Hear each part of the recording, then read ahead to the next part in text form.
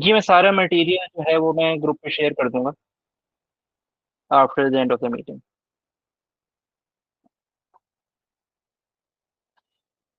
अच्छा, किसी ने अभी सेशन शुरू होने से सवाल मुझसे किया कि सर सैप ओरेकल वो ज़्यादा ज़रूरी है या क्विक बुक ज़्यादा ज़रूरी है। तो फर्स्ट ऑफ ऑल कि एक अकाउंटिंग सॉफ्टवेयर और ईआरपी में क्या फ़र्क होता है, ये हम सबको क्लियर होना चाहिए before we begin to work with any accounting software. Accounting software basically is a basic version of ERP. कि हमें अकाउंटिंग सॉफ्टवेयर को सेटअप करने के लिए, इंस्टॉल करने के लिए कोई किसी कंसल्टेंट जरूरी नहीं है, किसी कंसल्टेंट की जरूरत हो। जैसे आप सबने फ्री ट्रायल वर्जन बड़े आसानी से डाउनलोड कर लिया और आपके डेस्कटॉप पे वो डाउनलोड हो गया बहुत इजीली। तो यूजुअली अकाउंटिंग सॉफ्टवेयर जो होते हैं वो जो प्रोवाइडर कंपनीज होती हैं, जैसे क्विक बुक्स की प्रोवाइडर कंपनी है इनटूइट, तो वो मैनेज कर रही होती हैं और इनका जो सर्वर होता है वो उस कंपनी के पास मैनेज हो रहा होता है। हम जब भी इंस्टॉल करते हैं तो हमें उसे अपने सिस्टम से इंटीग्रेट करने की जरूरत नहीं पड़ती।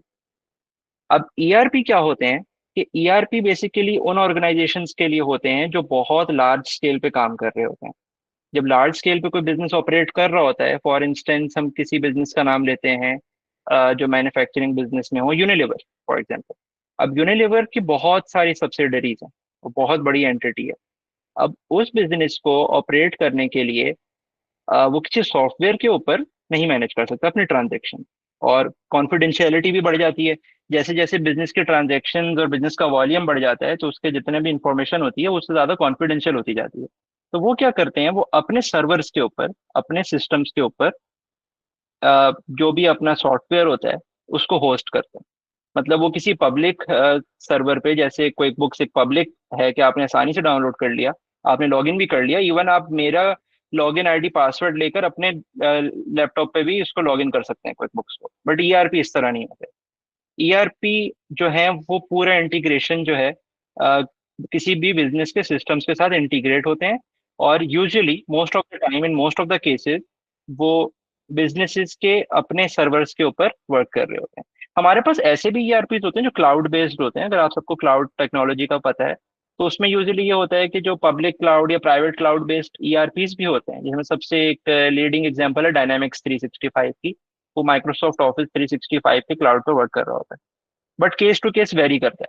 बट जो मेजर ईआरपीज हैं लाइक सैप एंड ओरेकल, तो वो यूजुअली जो है वो सर्वर बेस्ड होते हैं।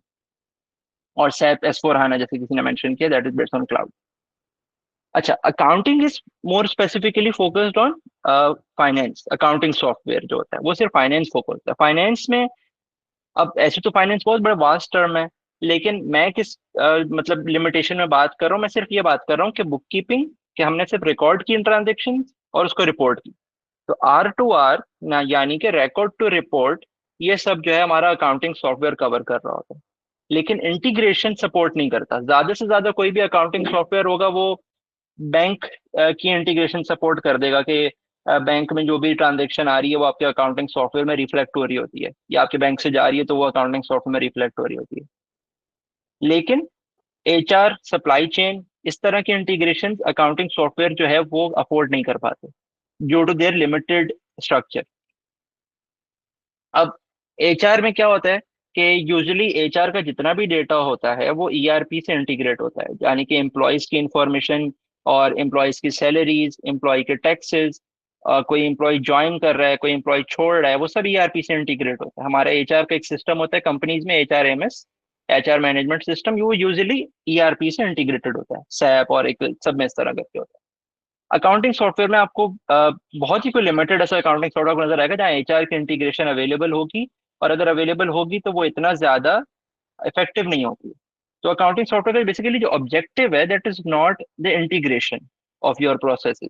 It's objective is basically to record your transactions and to report in an effective manner.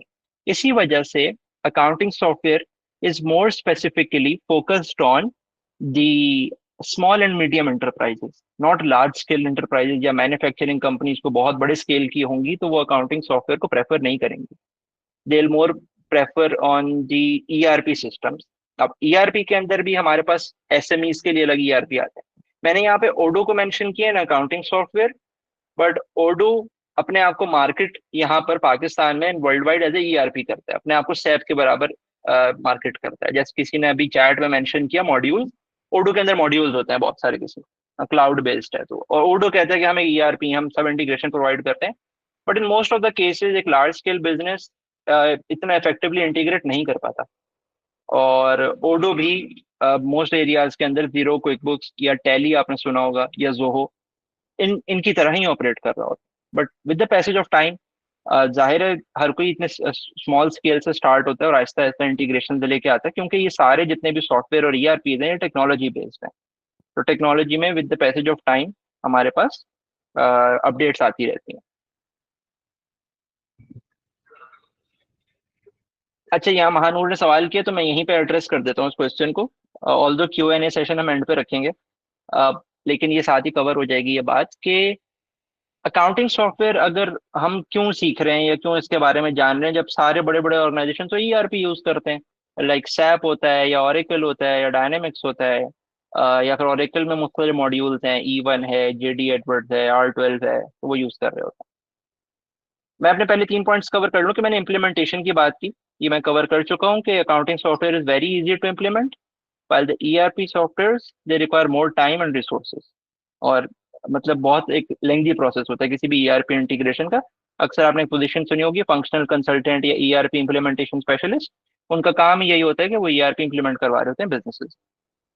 और ये बात ही मैं यहाँ कवर कर चुका हूँ कि accounting is for SMEs, accounting software, and ERP for large, medium to large enterprises.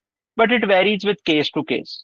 मतलब ये कोई मतलब ऐसे पत्थर पे लकीर नहीं है ये बात। आप अगर, जाहिर है जब फ्यूचर में जाएंगे बिजनेसेस में, मुख्तलिफ कंपनीज में, तो आप देखेंगे कभी कभार कुछ ऐसा भी होता है कि लार्ज इंटरप्राइजेस अपना कोई प्रोजेक्ट ओपन करते हैं।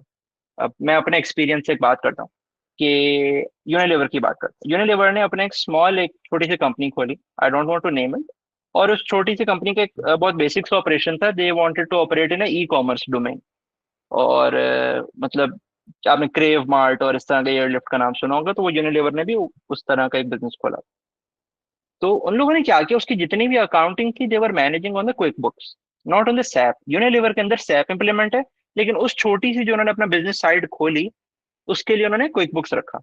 क्योंकि उनको अभी वो जो छोटा सा एक बिजनेस ऑपरेशन था उस इतनी बड़ी एंटिटी का, वो इतनी स्केल तक नहीं पहुंचा था कि उसको अपने सैप ईआरपी के साथ इंटीग्रेट करते। उन लोगों ने क्या कहा कि हम पहले जितनी भी उसकी छोटी छोटी ट्रांजेक्शन है, क्योंकि वो बहुत स्मॉल अभी है, बहुत एक इन्फेंट स्टेजेस पे है, तो हम अभी उसकी ट्रांजेक्शन है वो क्विक बुक्स पे करेंगे। तो ये एक एग्जांपल है कि एक बड़ा लार्ज एंटरप्राइज जो है वो किस तरह एक छोटे सॉफ्टवेयर को यूज कर रहा होता है, तो पैसे उठाए।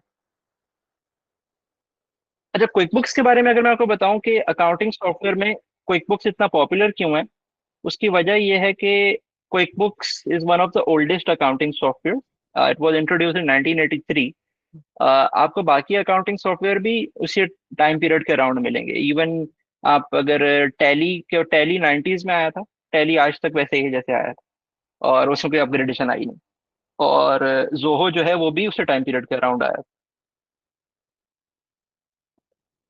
तो क्विक बुक्स ने, और एक और सॉफ्टवेयर हुआ करता था पहले, अक्सर ट्रेनिंग्स भी करवाई जाती थी उसकी, Peachtree. QuickBooks, Peachtree, और एक सेज। अब सेज है, सेज के तो खैर अब बहुत एडवांस मॉड्यूल्स आ गए हैं। तो ये लोग जो थे पायनियर्स थे अकाउंटिंग सॉफ्टवेयर में, क्योंकि उस जमाने में बिजनेसेस इतने लार्ज स्केल तक पहुंचे नहीं थे। तो इनिशियली क्या होता था कि वो जमाना था, बूमिंग पीरियड था पूरी दुनिया में फाइनेंस में। तो उस वक्त जो भी होता था, दे यूज टू प्रेफर कि हम पहले ही अपनी जो ट्रांजेक्शन हैं वो किसी अकाउंटिंग सॉफ्टवेयर के ऊपर जो है वो मैनेज करें।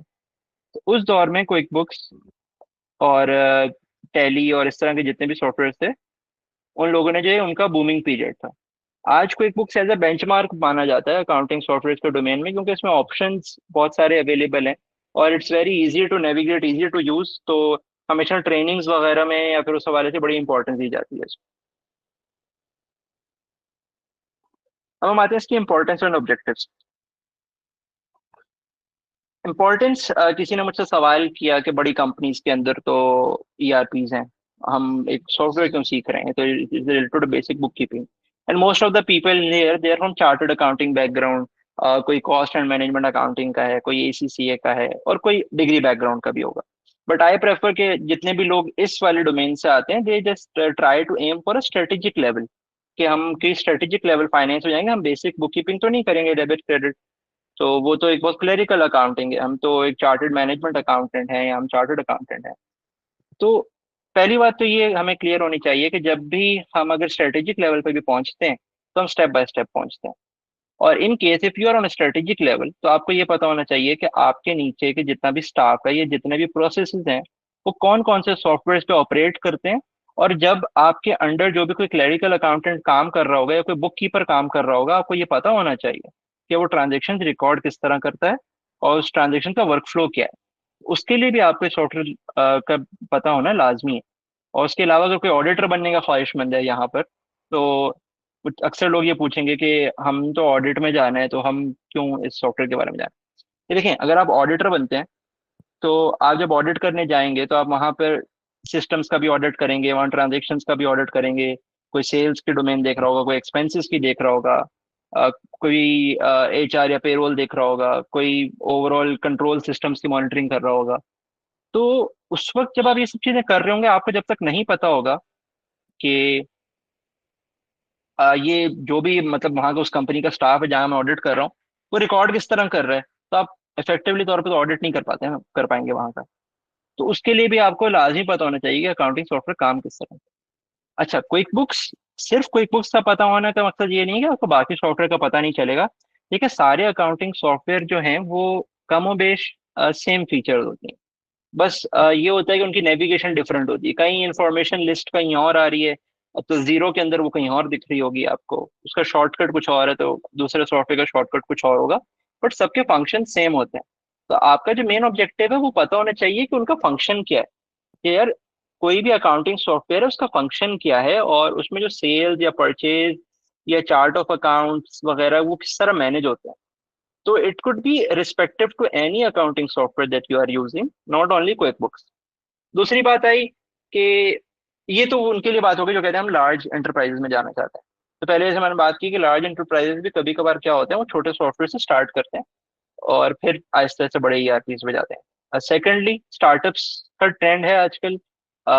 Startups usually tend to pay higher salaries and they are more like they are more they trend more towards the accounting software rather than ERP. उनके स्टार्टअप बहुत टाइम के साथ इवॉल्व, बड़ा रैपिडली इवॉल्व कर रहे होते हैं। तो वो फॉरेन से ईआरपी इंटीग्रेट नहीं करते क्योंकि उनके सिस्टम्स जो हैं बड़ा रैपिडली चेंज हो रहे होते हैं। तो इसलिए वो प्रेफर करते हैं कि हम किसी अकाउंटिंग सॉफ्टवेयर से स्टार्ट करें। तो मुख्तलिफ स्टार्टअप्स के अंदर भी आपको अकाउंटिंग सॉफ्टवेयर दिखेंगे अगर कोई स्टार्टअप ज्वाइन करने का ख्वाहिशमंद है। लार्ज स्केल एंटरप्राइजेज में जाएगा तो उसके लिए मैंने आपको पहले बात की कि लार्ज स्केल एंटरप्राइज भी कभी कभार अपने प्रोजेक्ट्स के अंदर इस तरह की चीजें इंप्लीमेंट कर रहे होते हैं। एक और मैं छोटी सी एग्जांपल देता हूँ अपने ही कैरियर से, कि रिसेंटली एक माइक्रो फाइनेंस बैंक जो है वो रजिस्टर हुआ। I don't want to name it. और उस अभी इट इज अ बैंक, और बैंक के अंदर स्टेट बैंक की रिक्वायरमेंट है मोस्ट ऑफ द बैंक्स के, उन्होंने ओरेकल का ईआरपी जो है अपने पास मेंटेन कर। बट बिफोर गोइंग टूवर्ड इतना लार्ज स्केल ऑपरेशन, अभी वो माइक्रो फाइनेंस बैंक बिल्कुल एक बेबी स्टेजेस में है। तो वो लोग अपनी अकाउंटिंग जो है वो क्विक बुक्स पे कर, कि उन्होंने एक प्लान किया कि हम शुरू के 5 साल अपने बैंक की जो अकाउंटिंग है वो क्विक बुक्स पे करेंगे, उसके बाद फिर हम उसको ओरेकल पे लेकर जाएंगे जब हमारे ऑपरेशन स्टार्ट हो जाएंगे। तो ये एक लार्ज स्केल ऑर्गेनाइजेशन की एग्जाम्पल। उसके अलावा स्मॉल टू मीडियम की तो बहुत न्यूमरस एग्जाम्पल। मैं तो भी बैंक्स और एक बड़े एफएमसीजी कंपनी की बात कर रहा था, लेकिन एसएमईज बहुत सारी ऐसी हैं जो बहुत अच्छा काम कर रही हैं, बहुत अच्छे revenue, very renowned SMEs, and they use QuickBooks, Xero, Odoo, and एक और ओरेकल का इस तरह का सॉफ्टवेयर है NetSuite. They use these software for their accounting purpose. उसके अलावा जॉब से हट के अगर कोई अपनी कंसल्टेंसी स्टार्ट करना चाहता है, तो आई डोंट नो कि आप लोगों में से कितने लोगों ने सर मुजम्मिल मुनाफ का सेशन ज्वाइन किया। उसका लिंक मैंने ग्रुप पे भी शेयर किया था, और अगर सर ताहा के साथ आप लोग कनेक्टेड हैं तो आप लोगों ने शायद देखा होगा। तो आप अगर मुझे बता दें अब इनबॉक्स में अगर किसी ने वो सेशन देखा है, मतलब अभी तक वो ग्रुप ज्वाइन किया है या नहीं, क्योंकि सेशन शायद वो नेक्स्ट वीक है। तो बेसिकली उस सेशन का ऑब्जेक्टिव ही ये है कि आप अपनी अकाउंटिंग एजुकेशन के बाद अ, किस तरीके से अपना कंसल्टेंसी स्टार्ट कर सकते हैं। तो अगर आप वो सेशन ज्वाइन करेंगे तो आपको बहुत अच्छे तरीके से आइडिया होगा। लेकिन अब बहुत सारी बीपीओज पाकिस्तान में ऑपरेट कर रही हैं इस वक्त, बहुत सारी कराची के अंदर ऑपरेट करती हैं। आपने इनकम टैक्स रिटर्न फाइलिंग का सेशन ज्वाइन किया होगा सर, जो मुर्तजा कायद का, उनकी अपनी एक छोटी सी बीपीओ मेवन माइंड्स के नाम।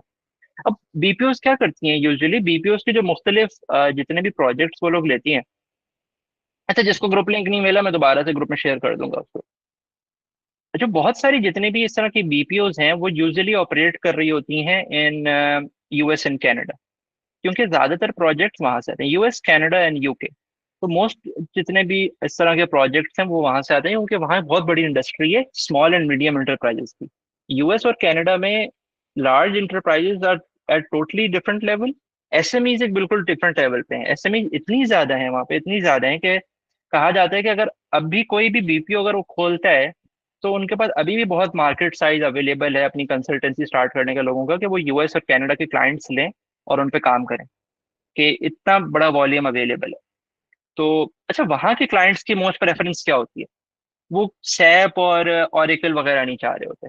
वो चाहते हैं कि भाई हमें कोई आसान सा सादा सा अकाउंटिंग सॉफ्टवेयर कोई लगा दो।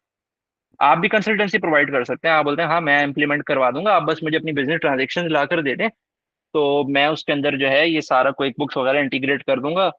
और भी सॉफ्टवेयर हैं, जैसे वेव एप्स एक है, मतलब बेसिक बेसिक बहुत सारे सॉफ्टवेयर हैं अगर मैं नाम लेना चाहूँ तो मैं वो एक्स वाई जी कोई भी सॉफ्टवेयर इंप्लीमेंट कर दूंगा, आपके ट्रांजेक्शन उस पर लाइव कर दूंगा। आपका सिर्फ काम ये होगा कि आप इजीली जो ट्रांजेक्शन हैं वो वहां पर देख रहे हो। मतलब एक वो तो बिजनेस ओनर है बैठा है कनाडा के अंदर, उसको नहीं पता कि डेबिट क्रेडिट क्या होता है। तो उसको तो सिर्फ चाहिए कि भाई मेरे पीरियड एंड के ऊपर सेल्स कितनी हुई है, मेरे जेब से खर्चा कितना हुआ है, मेरे बैंक से पैसे कितने निकले, और मेरा जो है प्रॉफिट क्या है ड्यूरिंग द पीरियड, और मेरी बैलेंस शीट पे कितने एसेट्स मौजूद हैं, और कितनी लाइबिलिटीज मुझे पे करनी है बैंक को। उनको सब ये चाहिए, ये सब काम जो है आपको क्विक बुक्स बड़ा इजीली कर लेगा, कोई भी अकाउंटिंग सॉफ्टवेयर कर लेगा। क्योंकि उसका बिजनेस इतना बड़ा नहीं है कि उसको एचआर भी मैनेज करना है, उसकी बहुत बड़ी सप्लाई चेन है, उसके कोई प्लांट लगे हुए हैं, और कोई हजारों प्रोडक्ट्स की प्रोडक्ट लाइन है उसकी, उस हर प्रोडक्ट लाइन का अलग अलग पीएनएल उसको मैनेज करना है, उसका इतना बड़ा बिजनेस वो स्केल ही नहीं है। यूजली वहां पे क्या होता है, कंस्ट्रक्शन बिजनेसेस होते हैं, रियल स्टेट बिजनेसेस होते हैं, और सोल प्रोप्राइटरशिप जो मतलब लोग जाती तौर पे अपने बिजनेस रन कर रहे होते हैं वो बहुत किस्म के होते हैं। कोई गार्डनिंग का बिजनेस कर रहा होता है वहां पे, कोई ट्री कटिंग का कर रहा होता है। तो वहाँ हर चीज को जो है वो कैपिटलाइज करके उसको अपने बिजनेस में कन्वर्ट करके शुरू कर रहे हैं। कोई कंसल्टेंसी वैसे प्रोवाइड कर रहा होता है अपने क्लाइंट्स को, और उनकी प्रेफरेंस होती है कि वो पाकिस्तान, इंडिया, बांग्लादेश, इस तरह की जो मिडिल इनकम कंट्रीज हैं, यहाँ से जो है वो फ्रीलांसर्स हायर करें और उनके थ्रू ये काम करें।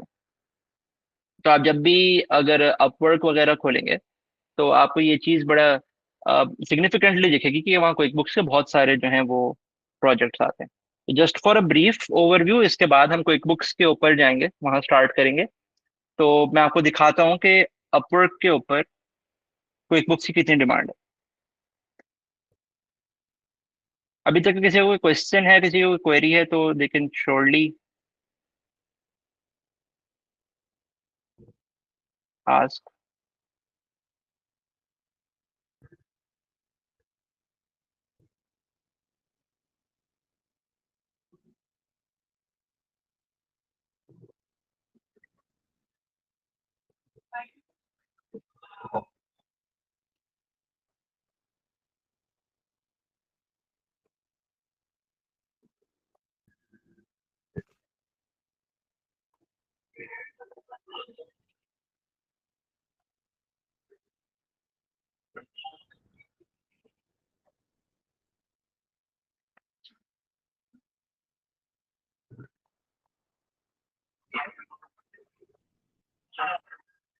मेरा पासवर्ड नहीं चल रहा तो सॉरी फॉर दैट। हम डायरेक्ट भी ब्राउज कर सकते हैं आप पे जॉब्स विदाउट साइनिंग इन। अच्छा, अगर हम यहाँ पे सर्च करते हैं प्रोजेक्ट्स पे जॉब्स, ओके, और सिर्फ आप यहाँ पे लिखें क्विक बुक्स,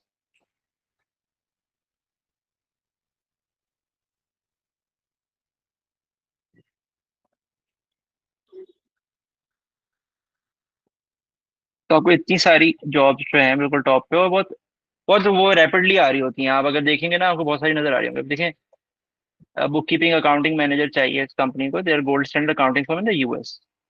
और book bookkeeper for small artist agency. अब they are an agency representing stylist, photographer, visual artist.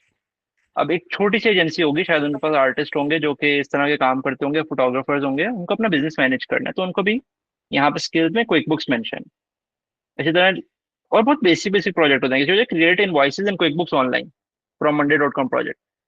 अब इनकी डिस्क्रिप्शन होगी XYZ जो भी, but they just want to create the invoices. उसी तरह क्विक बुक्स ऑनलाइन अकाउंटेंट, और अगर आप देखें तो बहुत सिग्निफिकेंट बजट होते हैं, $500 का बजट, और लाइक आर्ली $15, $150। तो ये बहुत सिग्निफिकेंट अमाउंट होती है, it's around like 1 to 2 lakh in Pakistani rupees. तो खैर फ्रीलांसिंग का सेशन एक बिल्कुल अलग, हम डिबेट की तरफ चल पड़ेंगे। Just wanted to give an overview importance के बारे में। अगर किसी का यहाँ तक कोई क्वेश्चन है तो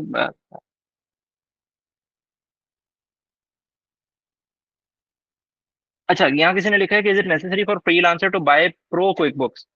अच्छा देखें, यूजुअली होता क्या है कि क्विक बुक्स ऑनलाइन जो है ना वो फ्री है अकाउंटेंट्स के लिए, आप आराम से बड़ा साइन अप कर सकते हैं। But recently I got to know कि वहां पर जो पाकिस्तान के जो लोग हैं उनको साइन अप करना डिफिकल्टी हो रही है। अ, लेकिन रिलेटिव टू मैनी पीपल मैंने अक्सर लोगों को देखा है कि वो साइन अप करते हैं, हो जाता है। तो आप अपने अपने सिस्टम से साइन अप करके देखिएगा, तो क्विक बुक्स अकाउंटेंट का मैं लिंक दे दूंगा ग्रुप पे, तो it's free to sign up. और वहां पे आपको अपना कॉन्टेक्ट नंबर देना होता है, और मोस्ट केसेस आपको क्विक बुक्स वाले खुद राब्ता करते हैं। वो कहते हैं कि आप अपना आप अकाउंटेंट हैं, तो आपको बताना होता है जी मैं अकाउंटेंट हूँ, और मैं मुख्तलिफ क्लाइंट्स मैनेज करता हूँ, और मुझे जो है फ्री अकाउंटेंट का एक्सेस चाहिए, मैं क्विक बुक्स ऊपर मल्टीपल क्लाइंट्स लेकर आऊंगा। तो वो यूजली मिल जाता है एक्सेस। ये सुमेर आप सही कह रहे हैं बिल्कुल। मैंने भी जब ज्वाइन किया था उस टाइम अवेलेबल था, तो इसी वजह से मेरे पास एक्सेस है क्विक बुक्स अकाउंटेंट का, लेकिन in most cases the people are unable to join now. Shahzeb Bhatti सवाल करें कि अगर हम क्विक बुक्स पर अपना सारा डेटा मैनेज करते हैं, क्या वो हमें मैनुअली डाउनलोड करने देते हैं, कि सारा डेटा सॉफ्टवेयर में ही रहता है? नहीं, आप क्विक बुक से अपना डेटा एक्सपोर्ट कर सकते हैं, किसी भी सॉफ्टवेयर से अपना डेटा एक्सपोर्ट कर सकते हैं। तो वो क्विक बुक्स में भी रहेगा, आप एक्सपोर्ट भी कर सकते हैं। आप उस पर लॉक भी लगा सकते हैं कि अगर अच्छा आपके 2-3 लड़के मिलकर काम करते हैं तो सिर्फ आप जो है एडमिन एक्सेस लें, और उस एडमिन एक्सेस को आप मैनेज करें और कोई और एक्सपोर्ट ना करे, तो ये भी हो सकता है। तो ये varies with software to software. तो ठीक है, यहाँ से सबको इंपॉर्टेंस और ऑब्जेक्टिव का आइडिया हो गया होगा कि तो मोर स्पेसिफिकली जो बीपीओज में काम करना चाहते हैं, BPOs tend to pay very much higher in startups in BPOs. वहां पे आपको क्विक बुक्स या क्विक बुक्स जैसे मजीद सॉफ्टवेयर बहुत काम आएंगे। और अगर कोई फ्रीलांसिंग अपना काम करना चाहता है तो उसमें भी बहुत आपको हेल्प करेगा। और सर मुजम्मिल मुनाफ का अगर सेशन होता है तो उसमें वो आपको बेहतर तरीके से बताएंगे कि how to set up your own consultancy as a freelance consultant. तो बहुत सारे लोग, सीनियर लोग जो है वो ये काम कर रहे हैं। अच्छा, बीपीओ क्या है? BPO is advance form of freelancing. आप फ्रीलांसर एक काम कर रहे हैं, आपके पास मल्टीपल क्लाइंट्स हो रहे हैं, तो आप बस वो आप अपने बीपीओ सेटअप करना है। BPO full form for, BPO is abbreviation for business process outsourcing. तो बेसिकली आउटसोर्स काम आपके पास जो भी आ रहा है, तो आप उसका नाम अपने बीपीओ दे देना। बीपीओ एक समझे फ्रीलांसिंग की एक ऑर्गेनाइजेशन फॉर्म है। आपके पास बहुत ज्यादा क्लाइंट हो गए हैं, तो अब आप अपना एक आप बीपीओ कह सकते हैं उसको, कि आप अब छोड़ फ्रीलांसिंग, आप खुद भी काम कर रहे हैं तो आप बीपीओ कर रहे हैं। तो यू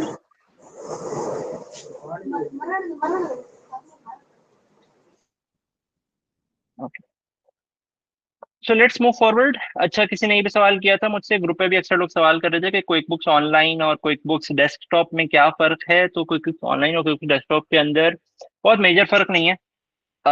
मैंने क्विक बुक्स डेस्कटॉप कवर करूंगा इस सेशन में, और क्विक बुक्स ऑनलाइन कवर नहीं करेंगे हम। The reason being QuickBooks desktop has more features, और QuickBooks desktop is more similar to the other ERPs या फिर अदर जो हमारे पास सॉफ्टवेयर ऑपरेट कर रहे होते हैं। तो क्योंकि सब यहाँ पर अभी इनिशियली अगर किसी को कोई ओवरव्यू दिख रहा होगा तो वो डेस्कटॉप देखें, और क्विक बुक्स ऑनलाइन जो है वो थोड़ा समराइज्ड वर्जन है, थोड़ा एक बेसिक वर्जन है। कोई बहुत बेसिक सा अगर अकाउंटिंग करनी है तो वो ऑनलाइन के लिए। तो मैं अभी इस वक्त डेस्कटॉप कवर कर रहा हूँ। Interface is somehow same. तो इंटरफेस में अगर आप डेस्कटॉप के बारे में थोड़ा बहुत जान जाते हैं तो आपको ऑनलाइन में कोई डिफिकल्टी नहीं होगी। और बाकी जो है वो बिजनेस डिफरेंसेस हैं कि उसकी मंथली सब्सक्रिप्शन फिर डिफरेंट है, और यूजर्स का साइज डेस्कटॉप में ज्यादा होता है, ऑनलाइन में कम होता है। तो वो अलग डिफरेंस है। लेकिन आप लोग के लिए रेलिवेंट ये है कि quick desktop is much more detailed और उसमें ऑप्शन ज्यादा हैं, तो नेविगेशन करना जो है आसान होगा। और क्विक बुक्स ऑनलाइन के अंदर जो है बेसिक ऑप्शंस हैं। तो अगर आप खुद भी अगर थोड़ा बहुत नेविगेट करेंगे, अगर किसी के पास ऑनलाइन का एक्सेस है, तो आप इजीली समझ जाएंगे। ऑनलाइन की मैंने आपसे जैसे पहले बात की, ऑनलाइन जो है वो फ्री नहीं है अब अकाउंटेंट्स के लिए पाकिस्तान के अंदर, क्योंकि वो एक्सेस नहीं हो पाता है। अगर आप अपने सिस्टम से ट्राई करिएगा, मैं लिंक दूंगा, तो हम उसको कोशिश करेंगे कि वो एक्सेस, आप बताइएगा कि कौन कौन एक्सेस कर पा रहा है। और वैसे अगर कोई खरीदना चाहते हैं तो ये 90% ऑफ होता है। क्विक बुक्स बहुत मिनिमल अमाउंट में होता है, शायद आपको इन रुपीज 500 600 रुपए लगे 6 महीने का यूज करने के लिए। तो आप अगर 500 600 रुपीज का खरीद लें, और आप जो है साथ में फ्रीलांसिंग भी कर रहे हैं, तो आपकी अमाउंट इजीली रिकवर हो जाएगी जो उसके सब्सक्रिप्शन चार्जेस हैं। और अगर फ्रीलांसिंग नहीं भी कर रहे तो आप सीख जाएंगे, आप खुद ही नेविगेट करके सीख जाएंगे। तो अभी हम चलते हैं क्विक बुक्स के ऊपर, और वहाँ हम आज के सेशन के अंदर कंपनी सेटअप करना सीखेंगे कि उस पर कंपनी कैसे सेटअप की जाती है, और चार्ट ऑफ अकाउंट्स क्या होते हैं, चार्ट ऑफ अकाउंट्स को नेविगेट किस तरह करना है हम ये सीखेंगे। और प्रोडक्ट एंड सर्विसेज के बारे में जानेंगे कि how to access products and services in QuickBooks. और कस्टमर एंड वेंडर्स के बारे में देखेंगे। और एक्सपेंसेस, बैंकिंग और फाइनेंशियल स्टेटमेंट्स, अगर हमारे पास टाइम होता है तो हम इस चीज को कवर करेंगे, अदरवाइज हम नेक्स्ट सेशन में, नेक्स्ट वीक हम एक लाइव सेशन रखेंगे जो कि कंसिडरेबली इससे बड़ा होगा, और उसमें ज्यादा पार्टिसिपेंट ज्वाइन कर सकेंगे। तो हम उस सेशन में वो सब चीजें कवर कर लेंगे। प्रो एडवाइजर इज सर्टिफाइड, मतलब जो सर्टिफिकेट होता है जिसका क्विक बुक्स के किस पास, वो प्रो एडवाइजर है।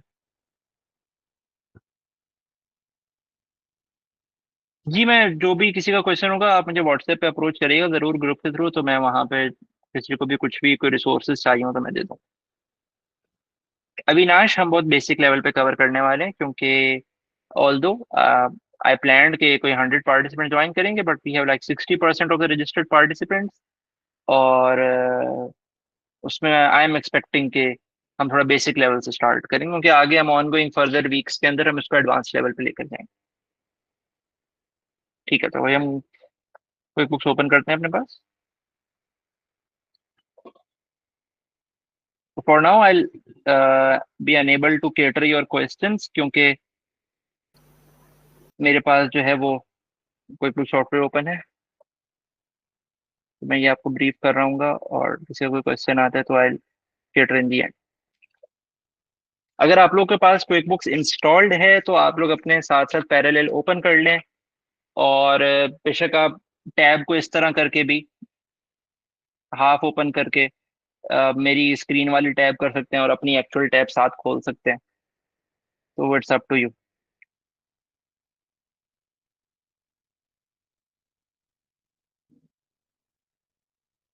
शाहजेब भट्टी, मैं ये सेशन इसलिए ही मतलब बताने जा रहा हूँ कि आप किसी तरह सीखेंगे क्विक बुक्स।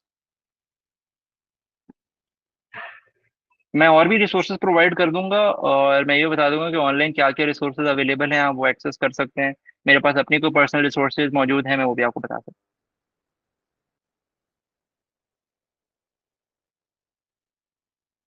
ठीक है, अच्छा, so we'll be creating our own company file here. अगर आप में से पहले किसी ने इंस्टॉल किया है, तो वो एग्जिस्टिंग कंपनी फाइल में जाकर अपनी उस वाली कंपनी जो किसी ने बना चुके होंगे तो आप उस पर जाके एक्सेस कर लें, अदरवाइज हम एक स्क्रैच से यहाँ कंपनी सेटअप करने वाले हैं। तो मैं यहाँ पे फॉर माई सेल्फ का ऑप्शन सिलेक्ट करूंगा। अगर आप किसी क्लाइंट के लिए कर रहे हैं तो आप फॉर समवन एल्स कर सकते हैं, लेकिन आगे जाकर ऑप्शन जो है वो बिल्कुल सेम है, फर्क नहीं।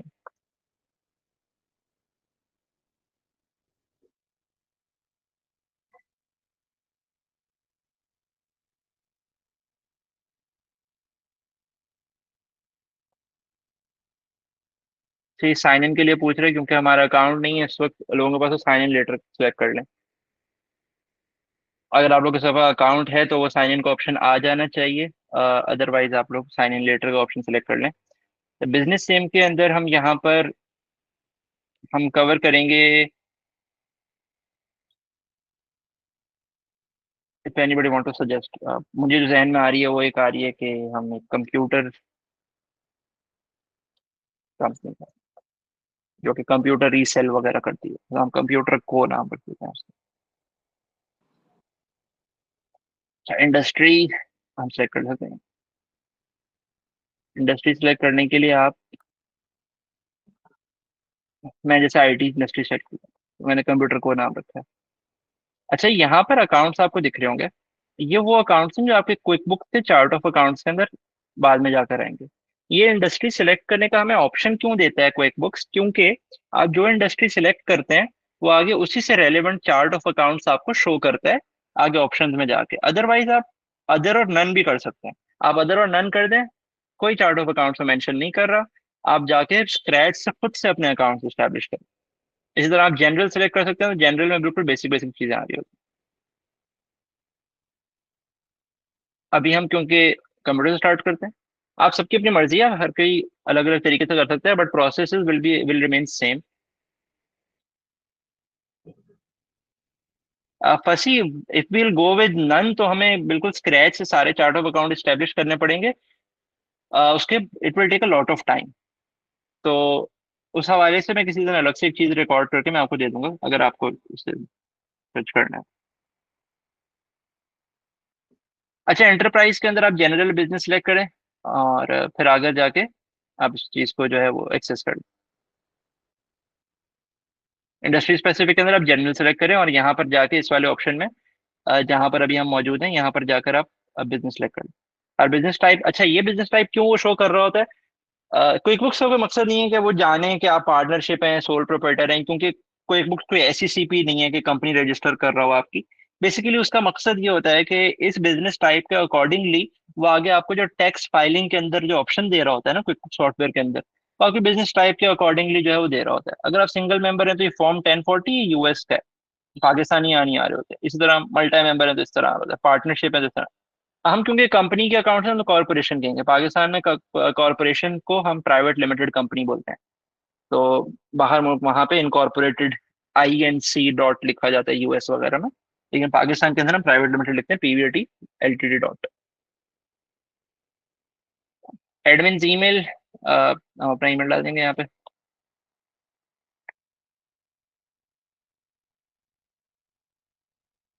अच्छा, एम्प्लॉयर आइडेंटिफिकेशन नंबर ये डालने की हमें जरूरत नहीं है। Basically EIN in US we call NTN जो होता है उसको हम EIN बोलते हैं वहाँ पर।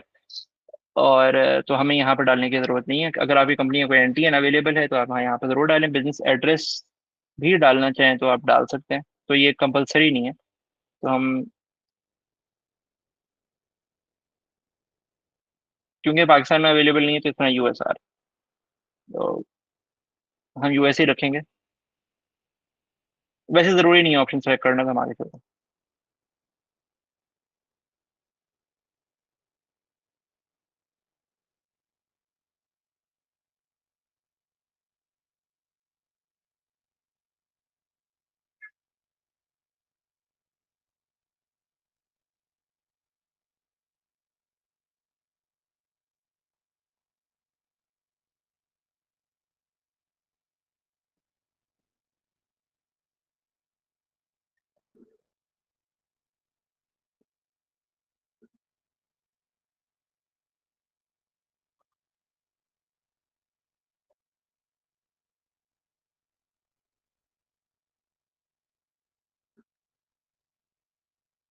अगर आप लोग साथ साथ फॉलो करना चाहते हैं तो आप लोग कर सकते हैं, अदरवाइज आप रिकॉर्डिंग रेफर कर लीजिए।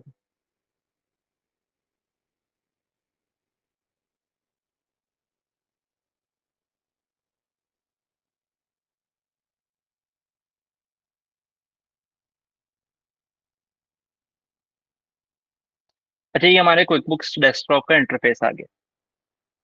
आप ऑनलाइन अगर रेफर करेंगे, मैं आपको कुछ देर में अपना ऑनलाइन वाला भी खोलकर दिखा दूंगा, तो उसका भी समहाउ सिमिलर होता है, लेकिन ऑनलाइन का थोड़ा ज़्यादा इंटरेक्टिव होता है तो वो इजी होता है टू नेविगेट। लेकिन इसमें जो ऑप्शंस हैं वो very much similar to other accounting software. अगर आप जाएंगे जीरो जीरो का अगर कोई डिस्कस करने जा रहा है, Xero is very much basic. Yes, all of the selection are based on our client, लेकिन पाकिस्तान के अंदर रहते हुए आप कुछ भी सिलेक्ट कर सकते हैं, तो कोई इशू नहीं है। मतलब सिर्फ ये स्टेट और ये वाला ऑप्शन मैंने आपको पहले बताया, ये वो टैक्स पर्पजेज और कंप्लायंस पर्पज के लिए वो शो कर रहा होता है, अदरवाइज हमारी अकाउंटिंग से इसका कोई ताल्लुक नहीं है। मतलब ऐसा नहीं है कि आपकी जो फाइनेंशियल स्टेटमेंट्स हैं वो US के अकॉर्डिंग बनी हुई आ रही हैं, ऐसा नहीं है। कोई बुक्स का अपना एक फॉर्मेट है, तो बस वो उसी पे बेसिक आपकी फाइनेंशियल स्टेटमेंट्स बनी हुई आ रही होती हैं। अच्छा, ये लेफ्ट रिबन यहाँ पे हमें दिया गया है, इसके अंदर सारे ऑप्शंस जितने भी हम जो है एक्सेस कर सकते हैं वो हमारे लेफ्ट पेन में आ रहे होते हैं, जिसको हम लेफ्ट पेन कहते हैं। और लेकिन ये ऑप्शंस अगर आपको नहीं है ज़रूरत तो आप इसको हटा भी सकते हैं। आप इसको लेफ्ट आइकन बार को यहाँ से अनटिक कर दें।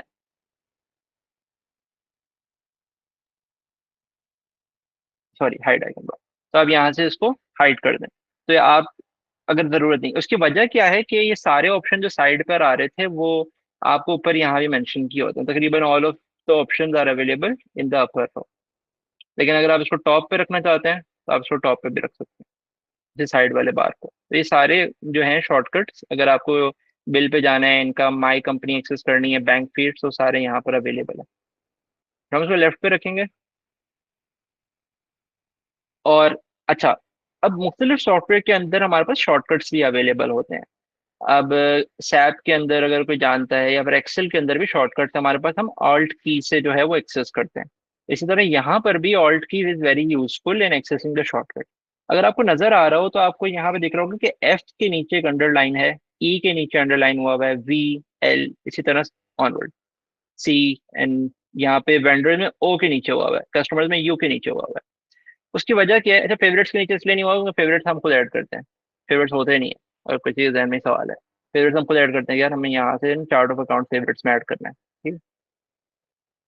तो ये इस वजह से है कि अगर हम ऑल्ट और एल दबाएंगे ना फॉर लिस्ट, तो ऑल्ट मैंने दबाया और एल, ये लिस्ट खुल गया, तो ये शॉर्टकट है। इसी तरह हम ऑल्ट सी करेंगे तो कंपनी खुल जाएगा, ऑल्ट यू करेंगे तो कस्टमर्स खुलेगा, ऑल्ट ओ करेंगे तो वेंडर्स खुलेगा। ये बेसिकली अंडरलाइन जो है वो शॉर्टकट्स के लिए दिया हुआ। सिमिलरली अभी हम जाते हैं ऑल्ट एल करके, और हमें यहाँ पे चार्ट ऑफ अकाउंट्स और ये सारे ऑप्शन इधर दिख रहे हैं। इसी तरह हम जब ये लिस्ट ओपन हो जाएगी तो यहाँ पर भी आइटम्स अंडरलाइन हुए हैं। तो हम ये मजीद आगे उसको शॉर्टकट्स को इस तरह फॉलो कर सकते हैं। फॉर एग्जाम्पल आइटम लिस्ट पे जाना है ना मुझे यहाँ से, तो मैं करूँगा ऑल्ट एल और आई, मेरे पास आइटम लिस्ट ओपन हो गई। ये आइटम लिस्ट का ऑप्शन है। तो ये शॉर्टकट एक्सेस करने का तरीका है क्विक बुक्स के अंदर। इसी तरह भी हम ऑल्ट एल और इसके ऊपर एंटर करेंगे तो हमारे पास चार्ट ऑफ अकाउंट्स भी ओपन हो जाएगा। हमारे चार्ट ऑफ अकाउंट्स आ रहे हैं।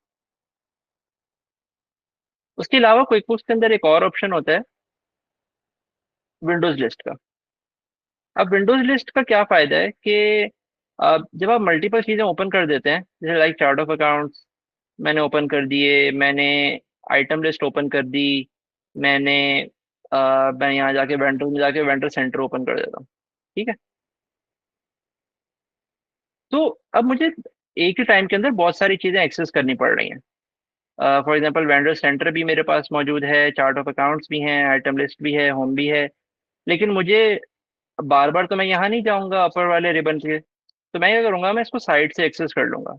मैं वेंडर सेंटर में जाऊँगा तो वेंडर सेंटर आ जाएगा, होम पे जाऊँगा तो होम खुल जाएगा, चार्ट ऑफ अकाउंट्स पे जाऊँगा तो चार्ट ऑफ अकाउंट्स आ जाएंगे, इस तरह आइटम लिस्ट पे जाऊँगा तो आइटम लिस्ट आ जाएंगे। एट सेम टाइम मैं मल्टीपल चीज़ें यहाँ ओपन कर रहा हूँ। तो इसका जो फायदा है वो लिस्ट में जाकर ओपन विंडोज लिस्ट से आप ये चीज़ एक्सेस कर सकते हैं। और आप इसको अगर बंद करना चाहें तो आप इसको कोलैप्स कर सकते हैं इस तरह, और यहाँ साइड के ऊपर शॉर्ट एरो से आप इसको वापस एक्सपैंड कर सकते हैं। It's very easy to navigate. और ये चीज़ आपको जब काम आती है, अक्सर होता क्या है, जब आप एक्चुअल में काम कर रहे होते हैं तो आपको रियलाइज होता है कि आपको एक टाइम पे बहुत सारी चीज़ें खोलनी पड़ रही होती हैं। आप बैंक भी खोले हुए होते हैं, आप जो है वो बिल भी खोला हुआ होता है, आपने चार्ट ऑफ अकाउंट्स भी खोला हुआ होता है, तो आपको ये सब चीज़ें एक्सेस करनी पड़ रही होती हैं इस तरह करके। तो उसके लिए ये बहुत अच्छी चीज़ है।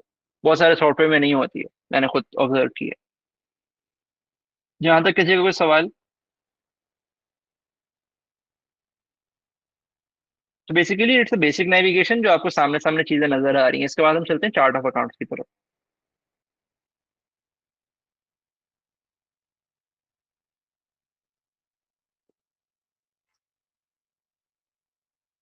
ठीक है, हम चार्ट ऑफ अकाउंट्स की तरफ चलते हैं। तो मैं चार्ट ऑफ अकाउंट उसी तरह शॉर्टकट वाले अंदाज में एक्सेस करूंगा, ऑल्ट एल और एंटर कर दूंगा, या आइदर मैं कंट्रोल ए भी कर सकता हूँ। कंट्रोल ए से मैं चार्ट ऑफ अकाउंट ओपन करूँ। तो ये हमारे पास चार्ट ऑफ अकाउंट।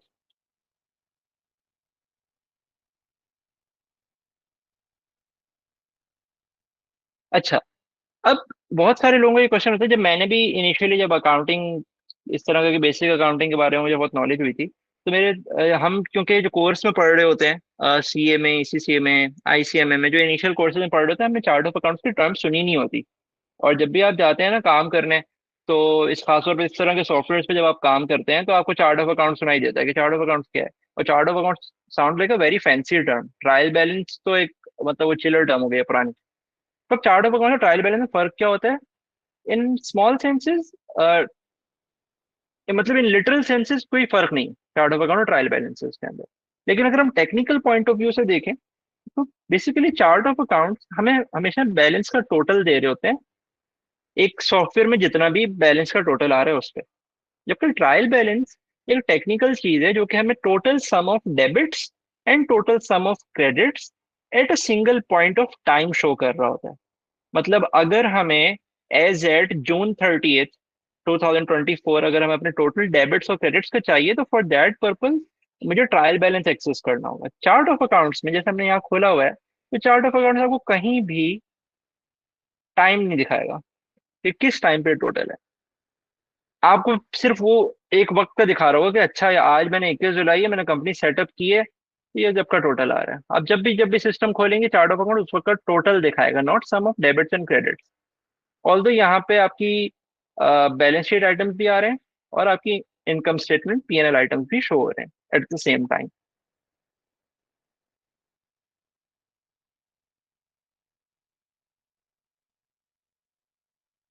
तो ये बेसिक सा फर्क था हमारे चार्ट ऑफ अकाउंट्स और ट्रायल बैलेंस के अंदर। यहाँ पर भी यही लिखा है कि purpose is to basically verify total debits and total credit. Chart of accounts के अंदर टोटल डेबिट और क्रेडिट्स नहीं आ रहे होते। तो चार्ट ऑफ अकाउंट्स की टर्म बेसिकली यूज किस लिए की गई? ये यूज इस तरह के सॉफ्टवेयर के लिए ही यूज की गई थी, क्योंकि हमें बहुत सारी चीजें ऐड करनी होती हैं, कभी डिलीट करनी होती है। ट्रायल बैलेंस के अंदर आप एडिशन डिलीशन नहीं कर सकते।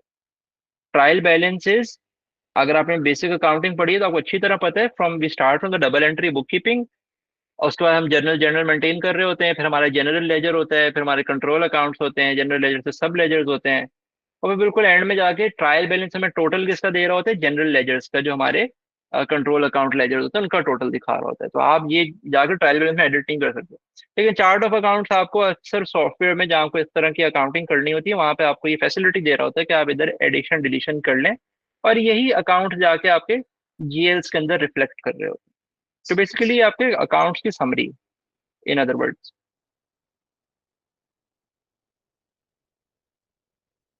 ये हमारे पास एक चार्ट ऑफ अकाउंट्स। अच्छा, ये पहले से क्यों बने हुए आ रहे हैं? जैसे मुझे हमारे फेलो ने कहा कि आप स्क्रैच से बनाएं। तो स्क्रैच से बनाने के लिए ना मुझे इन सब नेम्स की, और इन नेम्स के साथ इन लोग इनकी मैपिंग की जरूरत पड़ती है। आई होप कि आप कभी फ्यूचर में किसी कंपनी में जाएं, आपको वहां पे चार्ट ऑफ अकाउंट्स की मैपिंग करने का कोई टास्क या असाइनमेंट मिले। तो उसमें ये होता क्या है कि आप सेल्स के अलग कोड्स बनाते हैं। अच्छा, सेल्स का क्या कोड आ रहा है? 100 से स्टार्ट हो रहा है, 100, 120, 130, वो हम सेल्स रिकॉर्ड करेंगे। Expenses, cost of good sold हम 200 से लिखेंगे, और उसमें कौन कौन सी कॉस्ट ऑफ गुड सोल्ड डालनी है तो वो सिलेक्ट करेंगे। इसी तरह इनिशियली हम एक्सपेंसेस वो ऐड करेंगे, और अदर एक्सपेंस वगैरह कोई आ रहा है तो वो हमें शुरू से इनिशियली मैपिंग करनी पड़ती है, और मैपिंग के बाद फिर हमें के जो डिस्क्रिप्शन है वो जो है वो इस्टेब्लिश करनी होती है। हम यहाँ पर वो चीज़ नहीं कर सकते हैं। मतलब क्योंकि it will take a lot of time, वो एक पूरा टास्क है, असाइनमेंट है वो पूरा। अगर कोई करना चाहे तो जी, मैं बिल्कुल सेपरेट वीडियो इसके ऊपर हम बना लेंगे किसी दिन, कि आपको इनिशियली की चार्ट ऑफ अकाउंट्स की मैपिंग किस तरह होती है, और चार्ट ऑफ अकाउंट्स किस तरह लिखे जाते हैं, किस तरह क्रिएट किए जाते हैं, इसके ऊपर मैं एक सेपरेट किसी और सेशन में कवर कर लेंगे हम। और आप अपनी क्वेरीज मुझे जरूर नोट करके भेज दीजिएगा मेरे इनबॉक्स के ऊपर, तो हम ऐसा कर लेंगे कि जितनी भी आप लोग क्वेरीज होंगी उसके ऊपर एक अलग सेशन रख लेंगे कि वो क्या क्या चीजें किस तरह की जाती हैं। अच्छा, first lesson it's not a balance carried forward, it's balance at at the point of time, आप कह लें, जो चार्ट ऑफ अकाउंट्स पे आ रहा होता है। उसको आप ये समझ लें कि it's a sum of total debits and credits, in in in simple term. जितने भी टोटल डेबिट्स हैं, टोटल क्रेडिट्स हैं, अब इसमें जो भी सम आ रहा होगा, क्रेडिट्स को आप माइनस में अगर कर लें, डेबिट्स को पॉजिटिव में कर लें, डेबिट्स पॉजिटिव कर लें, क्रेडिट्स माइनस कर लें, तो वो यहाँ पे आ रहे होते हैं। तो ये केस होता है यूजुअली।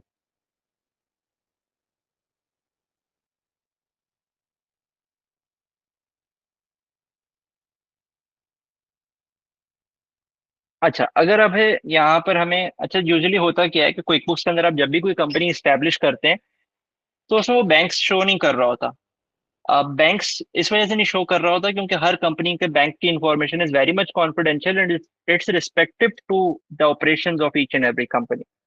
बैंक्स की नेचर क्या होती है, आप सबको मालूम है कि बैंक्स की नेचर इज एसेट। ओके, हम उसको कैश एंड बैंक को जो है हम हमेशा करंट एसेट के अंदर ही डिनोट करते हैं। तो अगर हम किसी को यहाँ पे बैंक ऐड करना है तो हम यहाँ पे न्यू पे जाएंगे और हम एक बैंक ऐड करेंगे। अच्छा, अगर किसी किसी के दिन में कोई और क्वेश्चन है कि हमें कोई इनकम ऐड करनी है इस कंपनी के अंदर, एक्सपेंस ऐड करना है, वो सब इसी तरह होगा कि हम यहाँ गए, इधर राइट क्लिक किया एंड न्यू, न्यू पे गए, तो यहाँ पे सारी जो है वो फीचर्स आ रही होंगी कि एसेट बैंक लोन। बैंक को मैंने इंपॉर्टेंस इसलिए दी क्योंकि बैंक्स कोई कुछ शो नहीं कर रहा होता है चार्ट ऑफ अकाउंट्स में, मैंने आपको रीजन बताया है। हाँ, अलबत्ता एसेट्स और ये बाकी जो बेसिक बेसिक अकाउंट्स हैं वो क्विक बुक्स जो है वो शो कर रहा होता है। एग्जैक्टली फंसी हो लेसन, आपने बिल्कुल सही हाईलाइट किया।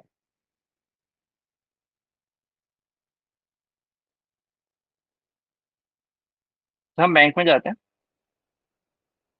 हमें कंटिन्यू करके कोई ना कोई बैंक स्टैब्लिश करनी।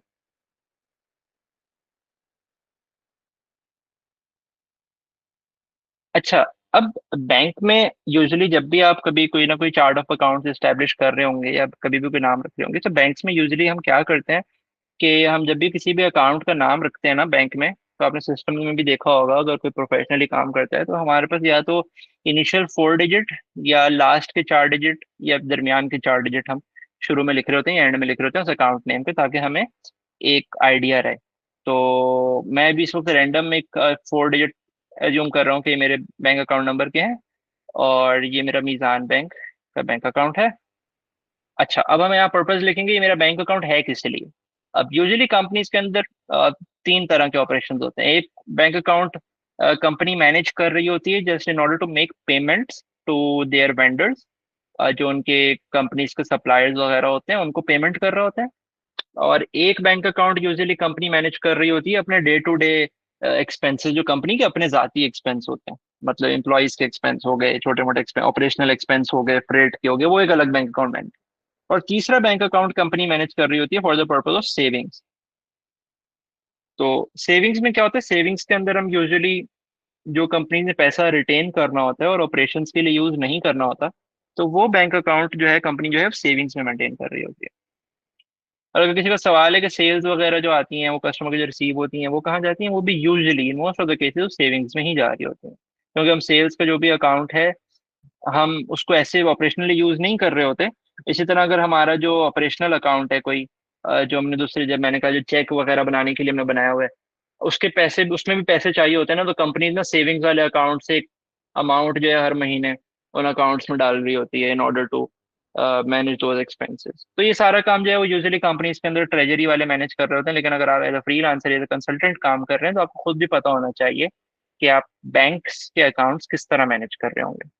मैंने ये अकाउंट, क्योंकि सबसे बड़ा हेड होता है यूजुअली कंपनी में सेविंग्स का, तो मैं इसको सेविंग्स के लिए कर लेता हूँ। और हम in order to maintain the savings of the company and to reimburse other bank accounts, तो हमने ये बैंक अकाउंट डिस्क्रिप्शन है, बैंक अकाउंट नंबर हम कोई भी 13 डिजिट का इस वक्त बना लेते हैं।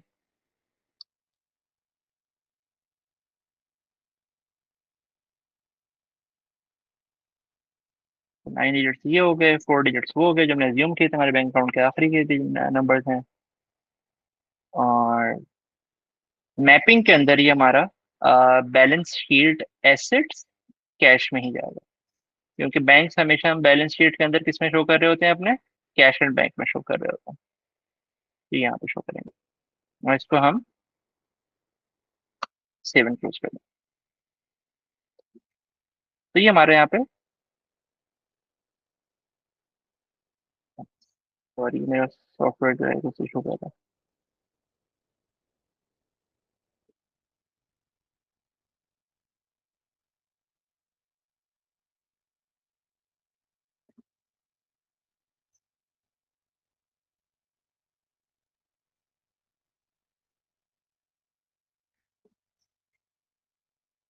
हाँ सॉरी, सिस्टम ग्लिच था। तो इस तरह करके ये बैंक से हमें सेविंग यहाँ पे बैंक शो कर रहा है। अच्छा, मैं यहाँ पे बैलेंस, अगर तो आपके बिल्कुल न्यू बिजनेस है, आपने अभी तक सेविंग्स अकाउंट में पैसे ही नहीं है, तो आप जीरो शो कर रहे हैं। अदरवाइज हम हमें यहाँ पे कुछ ना कुछ अमाउंट ऐड करनी चाहिए। तो वो अमाउंट जो है हम जाकर,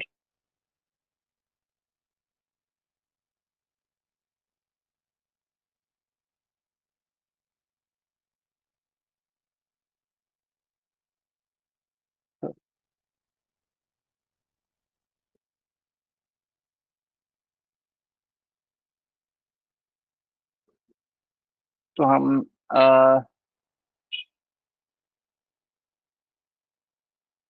इसके अंदर कोई ना कोई अमाउंट हमें ऐड करनी होगी, तो हम अंदर में जाके यहाँ पे मेंशन कर देंगे कि ओनर, और फ्रॉम अकाउंट इज के, हम यहाँ पे इसको तुम अदर एक्सपेंस में ही डालेंगे, क्योंकि ये हमारा ओपनिंग बैलेंस है। अब मेमो के अंदर हम लिख देंगे कि इट हमारा, it's opening balance of the bank, या फिर ओनर्स कंट्रीब्यूशन।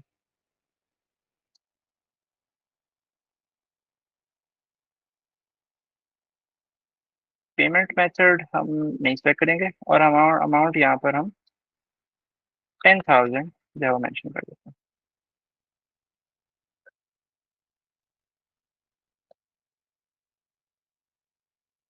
तो ये हमारी बैंक की जो अमाउंट थी, वो 10,000 का यहाँ पर हमारा बैलेंस बैंक शो कर रहा है। क्योंकि हमारे पास ओपनिंग बैलेंस नहीं था यूजुअली, हम, अब हमें इसके अंदर हमने सिर्फ ओपनिंग बैलेंस ऐड किया, तो हमने कोई अकाउंटिंग एंट्री हिट नहीं की, क्योंकि हमारे पास हमने बिजनेस स्टार्ट किया, और हमारे पास बैंक का एक बैलेंस जो है वो एज एट मौजूद था, 10,000 का। Yes, yes it should be from equity. लेकिन मैं फिर उसके लिए अपना जो है वो इक्विटी को जो है वो क्रेडिट करता और बैंक डेबिट करता। यस, आपकी बिल्कुल बात सही है, क्योंकि मेरे पास यहाँ पर लेकिन इक्विटी का अकाउंट ओपनिंग बैलेंस का था अभी से। ठीक है, हम यहाँ पे इसको चेक कर लेते हैं।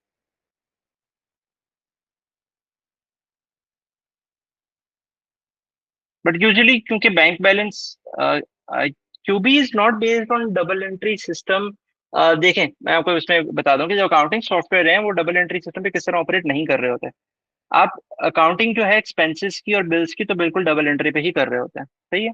बट जो आपके चार्ट ऑफ अकाउंट्स होते हैं ना, वो डबल एंट्री पे नहीं होते बेस्ड। चार्ट ऑफ अकाउंट इसलिए डबल एंट्री पे बेस्ड नहीं होते, क्योंकि मैंने आपको बताया कि total at some point show कर रहे होते हैं। लेकिन जब आप आगे जाएंगे, जब फाइनेंशियल स्टेटमेंट जिससे बनाते हैं क्विक बुक से, फिर तो वो डबल एंट्री से ही बन रही होंगी ना। बट चार्ट ऑफ अकाउंट्स को डबल एंट्री से लिंक नहीं कर सकते। इसी तरह जो अली असद का पॉइंट था इक्विटी वाला, तो चार्ट ऑफ अकाउंट्स के अंदर हम इक्विटी यहाँ पे जाके हमें मैनुअली पुट करनी होगी। अब ये एंट्री से नहीं उठा रहा होगा चार्ट ऑफ अकाउंट। तो हमें, आपको एंट्री के लिए, फिर आप मतलब आपको बैलेंस शो करने के लिए आपको एंट्री जब आप करेंगे, तो वो आगे जाके आपके फाइनेंशियल स्टेटमेंट में वो करेगी, शो करेगी, और फिर जाके चार्ट ऑफ अकाउंट्स में आएगी। लेकिन हम इनिशियली जब कंपनी सेटअप कर रहे होंगे, तो उसके अंदर हम हमें मैनुअली जाकर फिगर डालनी होंगी, जैसे मैंने बैंक के अंदर डाली, इसी तरह मैं इक्विटी में जाकर डाली। इसे कोई और क्वेश्चन?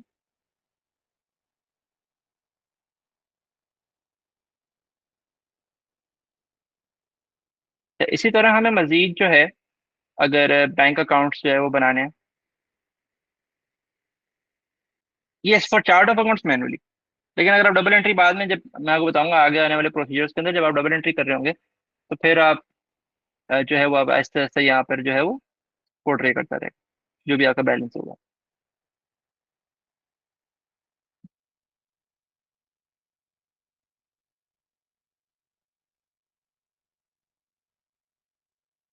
इसी तरह अगर किसी मतलब हमने 3 अकाउंट्स की बात की थी, तो हम एक और अकाउंट बनाएंगे।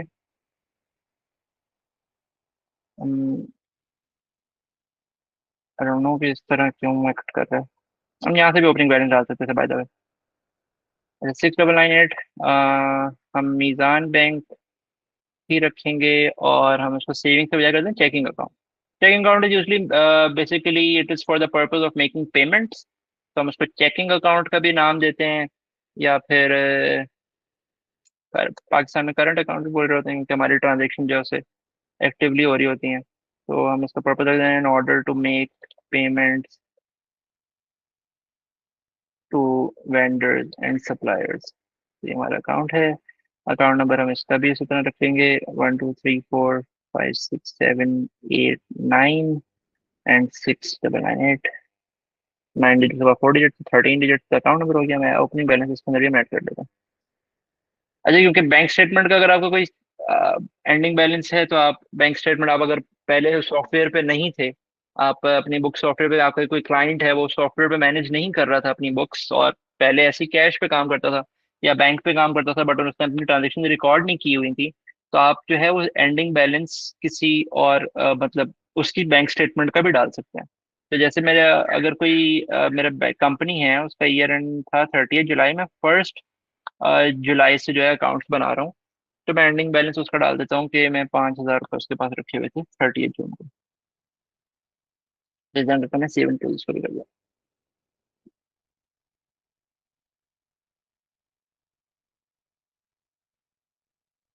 ओके। हम इसमें जाके भी यही एडिट कर देंगे, ओपनिंग बैलेंस वाला, ताकि जो हमारा क्वेश्चन था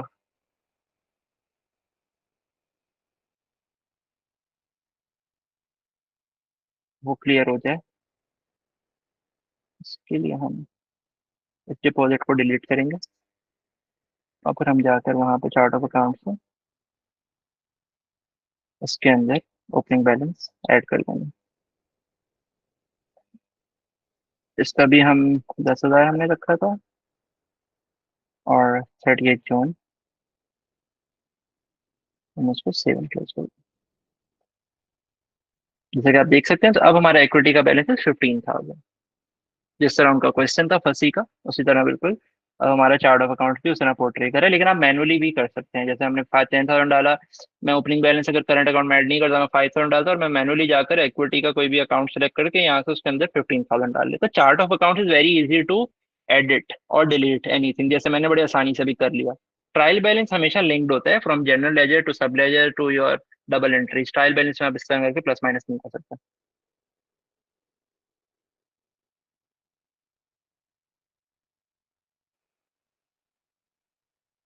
क्योंकि हमें 15 मिनट्स हो गए, 10 मिनट्स ब्रेक को।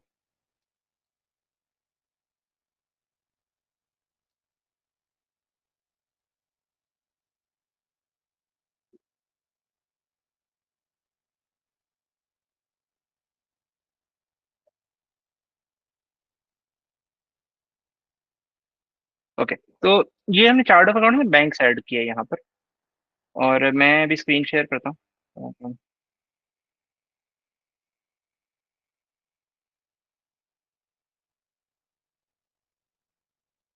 तो हमने चार्ट ऑफ अकाउंट्स के अंदर अपने बैंक्स जो है वो ऐड कर दिए। और अगर अब हमें कोई सेल्स में या एक्सपेंस के अंदर भी कोई अकाउंट ऐड करने, जैसे कि आपको यहाँ नजर आ रहे होंगे, तो यहाँ पर ट्रैवल एक्सपेंस है। लेकिन ट्रैवल एक्सपेंस के अंदर हम, फॉर एग्जांपल, हम ऐड करना चाहते हैं एक्सपेंस, और हम यहाँ सेलेक्ट कर लेंगे कंटिन्यू। आई डोंट नो ऐसा क्यों हो रहा है। अच्छा, हम ना कर लेते हैं कि एयर ट्रैवल, फॉर इंस्टेंस हमने, या फिर कर लेते हैं, यूजली होता है एम्प्लॉयज ट्रैवलिंग, तो उसको हम सब अकाउंट्स के अंदर एम्प्लॉयज को किसी पर्पज के लिए अगर वो ट्रैवल कर रहे हैं, तो हम उसको ट्रैवल एक्सपेंस के सब अकाउंट में डाल देंगे। तो ये आगे जाके ना हमारा सब लेजर के तौर पे भी ट्रीट कर रहा होगा, जनरल लेजर के अंदर सब लेजर भी ट्रीट कर रहा होगा। तो account for the purpose of employees travelling, अगर एम्प्लॉयज हमारे किसी मकसद के लिए ट्रैवल कर रहे हैं तो हम वो इस अकाउंट के अंदर डाल दिया करेंगे। तो ये देखें, अगर आप देखेंगे तो ट्रैवल एक्सपेंस के अंदर एक सब हेड जो है वो नजर आ रहा है, जो कि सब अकाउंट के तौर पे यहाँ पे चल रहा होगा। तो आपका जो इसका सब टोटल होगा वो ट्रैवल एक्सपेंस में भी शो कर रहा होगा, और जो इसका इंडिविजुअल टोटल्स होंगे वो यहाँ पर शो कर रहे होंगे। इसी तरह अगर हम मजीद जाते हैं, sorry, हम ट्रैवल के अंदर ही एक और अकाउंट ऐड करना चाहेंगे, जैसे एम्प्लॉयज ट्रैवलिंग हो गया, और एग्जीक्यूटिव्स का ट्रैवल, एग्जीक्यूटिव्स का एम्प्लॉय में कवर हो जाते हैं। हम ट्रैवल एक्सपेंस के अंदर कोई कर लेते हैं अकाउंट ऐड, जो है हमारा कस्टमर्स, कस्टमर्स ट्रैवल। तो यूजुअली होता क्या है कि जो हमारे, हम कभी कभार अपने कस्टमर्स को किसी ना किसी, मतलब कोई ऑफर कर रही होती है मुख्तलिफ कंपनी ट्रैवलिंग के बेनिफिट्स वगैरह, तो वो उसको भी हम एक्सपेंस आउट कर देते हैं, तो हम कस्टमर्स ट्रैवलिंग में डाल देते हैं, वो ट्रैवल एक्सपेंस में आ जाएगा हमारे। तो travelling benefit offered to customers,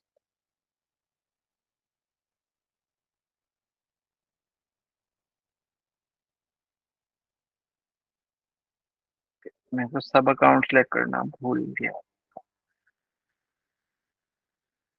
सब अकाउंट ऑफ ट्रैवलिंग,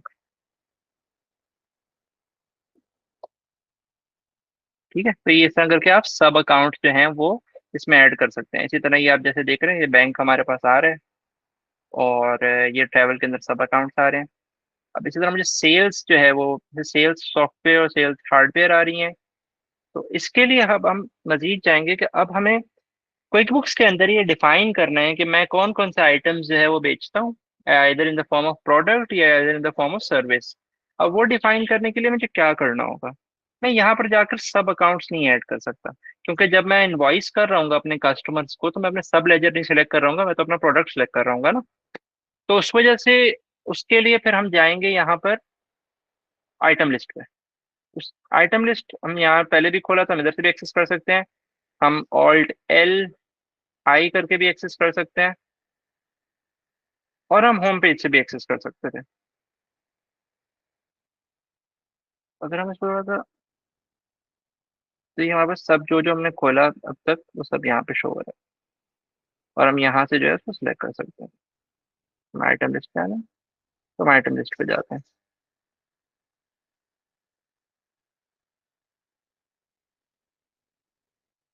अच्छा, आइटम लिस्ट है क्या?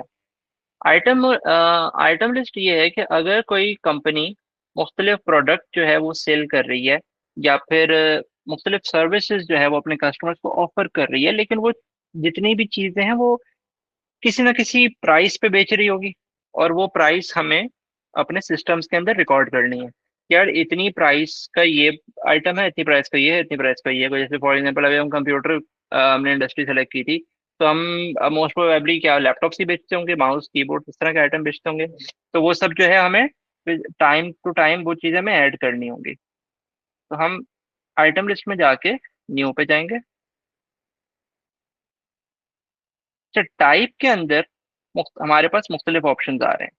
हमारे पास सर्विस आ रहा है, हमारे पास नॉन इन्वेंटरी आ रहा है, हमारे पास अदर चार्ज, सब टोटल, ग्रुप डिस्काउंट और पेमेंट।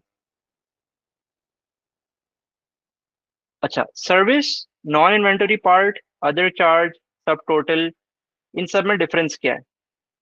सर्विस क्या है कि हम कभी न कभी अपने कस्टमर्स को, हम हमेशा प्रोडक्ट्स तो नहीं दे रहे होंगे, हम उन लोगों को वो भी दे रहे होंगे, कुछ साथ में कोई एडिशनल सर्विस दे रहे हैं, हम उनको कोई रिफर्बिशमेंट दे रहे हैं, लैपटॉप्स की ऑफर कर रहे हैं, या फिर हम उनको कोई वारंटी सर्विस प्रोवाइड कर रहे हैं। तो वो आ रहे हैं यहाँ पे। तो कोई ऐसा कभी कोई होता है कि जो ऐसा कोई पार्ट हमने दिया जो कि हमने खरीदा तो अलग से था, but it not part of our inventory. Non inventory part कैसा हो गया कि हमने उसको अपने पास स्टोर ही नहीं किया, और हमने स्टोर किए बगैर उसको मजीद आगे सेल कर दिया।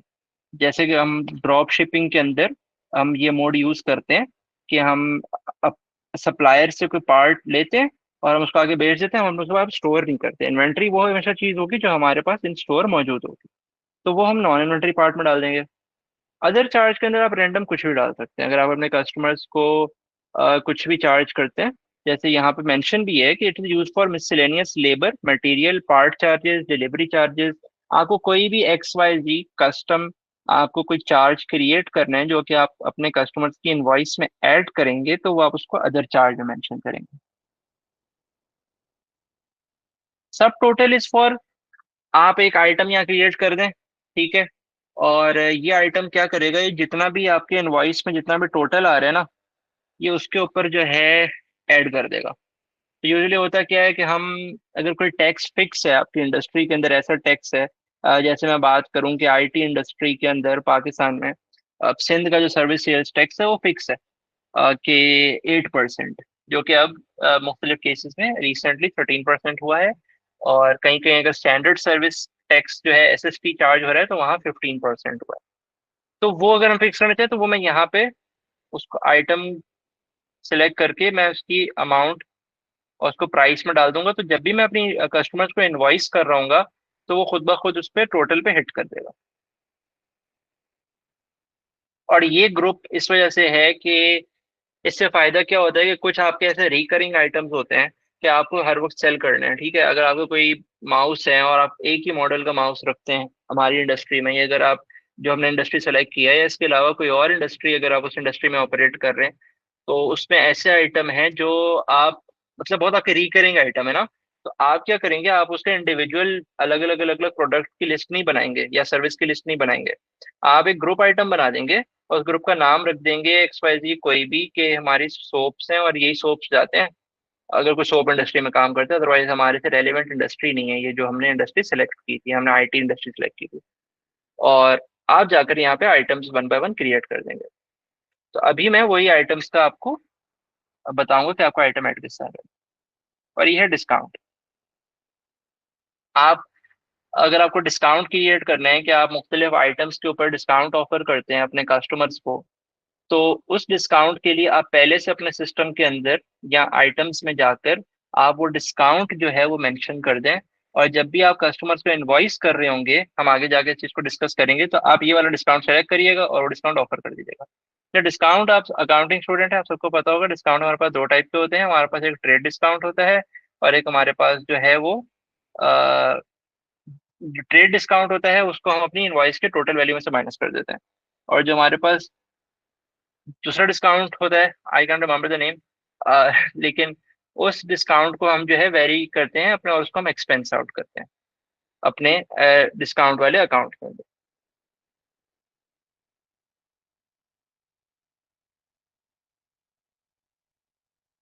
Yes, settlement discount, yes. मैं that's why I referred the chat कि आप लोग याद हो। कभी कभार ऐसा होता है कि आपको बेसिक चीजें भूल जाती हैं with the passage of time. अगर वो ACCA कर रहे हैं तो उनको FA1 FA2 वाले शायद या MA1 के वक्त के याद होंगे, या फिर अगर कोई ICMA का है तो उनको अपना बेसिक लेवल जो होता है उसमें याद।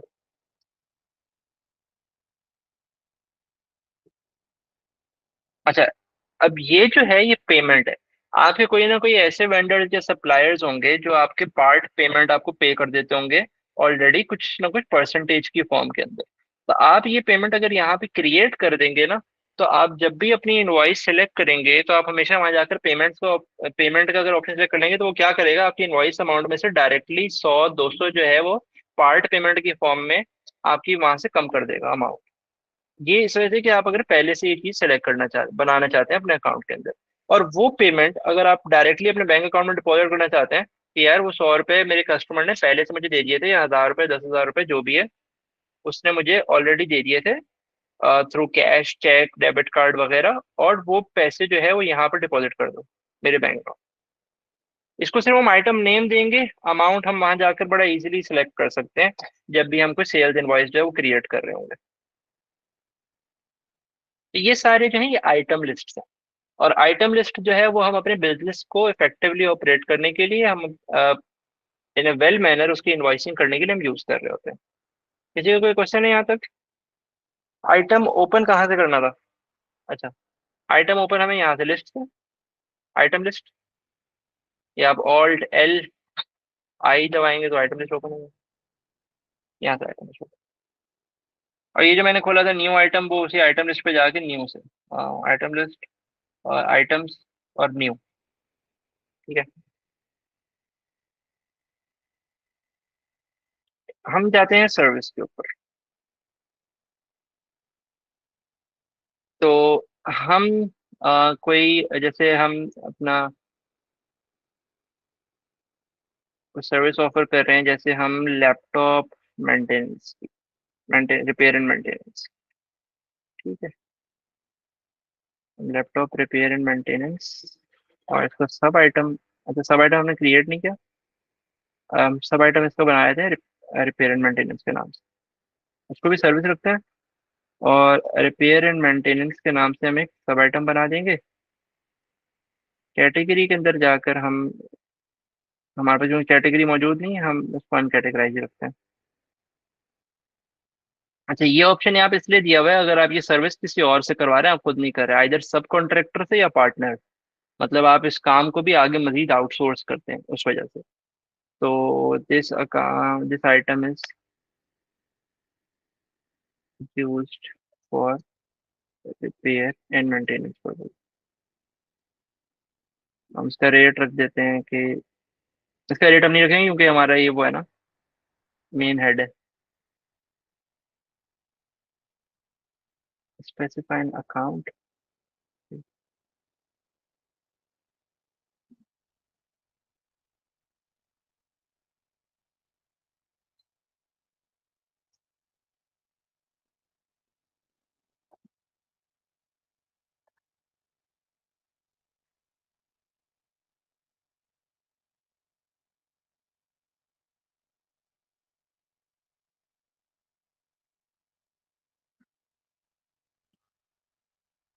अच्छा हाँ। तो हम ये हमारा आइटम किस में जाके चार्ज होगा?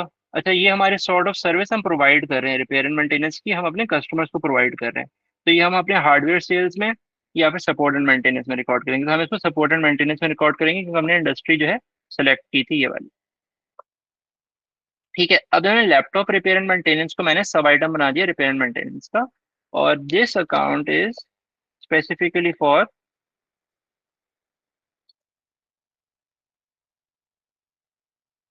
Repair and maintenance, laptop repair and maintenance.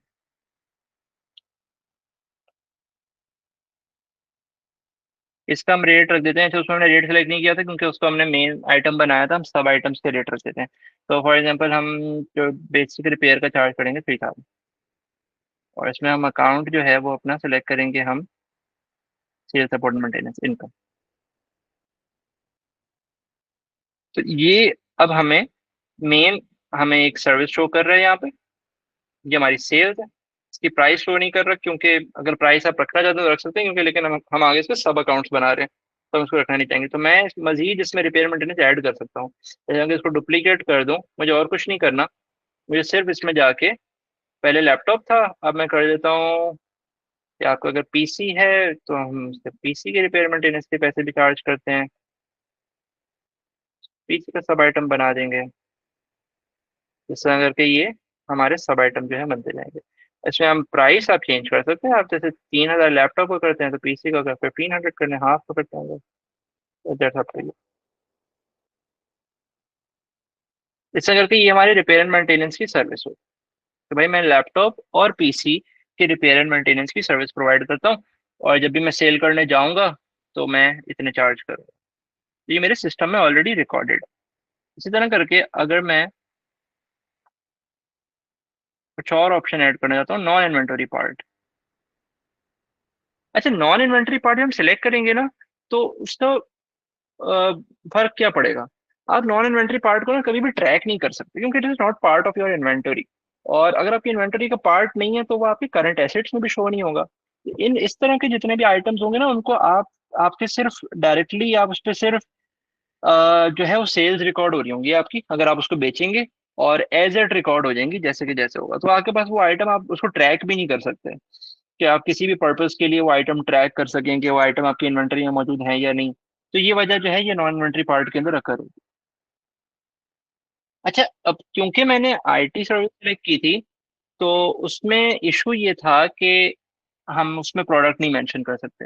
हमने, क्योंकि एक सर्विस सेक्टर है, तो उसमें प्रोडक्ट आ नहीं रहा। अब आप लोग अगर कोई और जो है वो सेक्टर जो है सेलेक्ट करेंगे, तो उसमें शायद प्रोडक्ट और भी आ रहा हो, क्योंकि मैंने आईटी सेक्टर सेलेक्ट किया था तो उसमें से प्रोडक्ट शो नहीं करा, वरना यहाँ सर्विस, प्रोडक्ट भी शो करता है, और non inventory part and other charge show करता है। यूजली सर्विस सेक्टर में क्या होता है कि वो सर्विस प्रोवाइड कर रहे होते हैं, और नॉन इन्वेंटरी जो है वो, अगर कोई किसी को कोई सामान चाहिए भी होता है तो इन्वेंटरी होल्ड नहीं कर रहे होते, और वो एज इट इज जो है वो आगे बेच रहे होते हैं।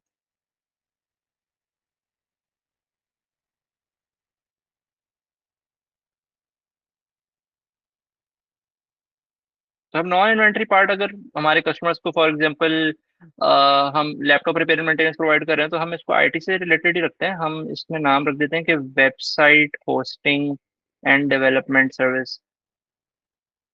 इसको हम जो है इसमें अपना कैटेगरी तो सब आइटम ट्रीट नहीं करते, तो हम स्पेशल ट्रीट करते हैं। हम 25,000 के हम होस्टिंग प्लस वेबसाइट जो है हम दोनों देते हैं।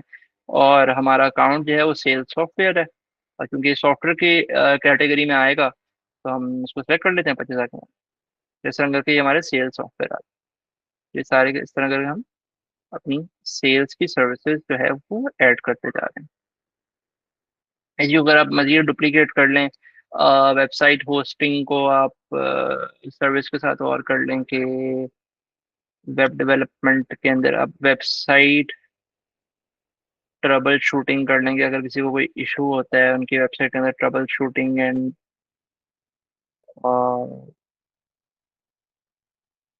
कंसल्टेंसी कर लें। वैसे ये ऑप्शन ज़्यादा आगे डिलीट कर नहीं सकते। वेबसाइट ट्रबल शूटिंग कर लें आप, ट्रबल शूटिंग के सिर्फ 5,000 चार्ज करते हैं। आप इस तरह कर लें। अगर आप इसको सब आइटम बनाना चाहते हैं वेबसाइट होस्टिंग एंड मेंटेनेंस में, तो आप बना सकते हैं, अदरवाइज आप नहीं बनाए। आप इसको एक सेपरेट सर्विस भी रख सकते हैं सेल्स सॉफ्टवेयर के अंदर ही। इसलिए हम इसको डुप्लीकेट करके हम एक कंसल्टेंसी आईटी कंसल्टिंग जो है वो, इसको हम कैटेगरी इसकी भी सॉफ्टवेयर में रखेंगे, या सपोर्ट एंड मेंटेनेंस में भी रख सकते हैं आप। अच्छा, कंसल्टिंग इनकम का भी हेड हमारे पास मौजूद है, हम इसको कंसल्टिंग इनकम में रखेंगे। This is for IT consultancy.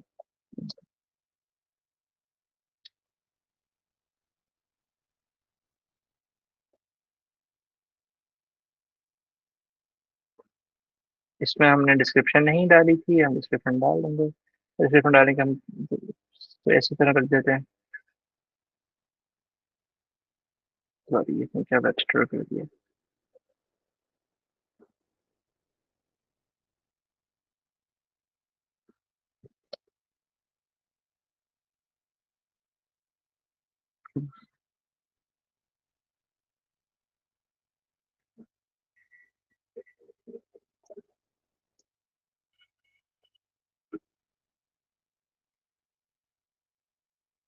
ठीक है, तो ये हमने इस तरह करके अपनी मुख्तलिफ सेल सर्विसेज जो है वो ऐड कर दी यहाँ पे।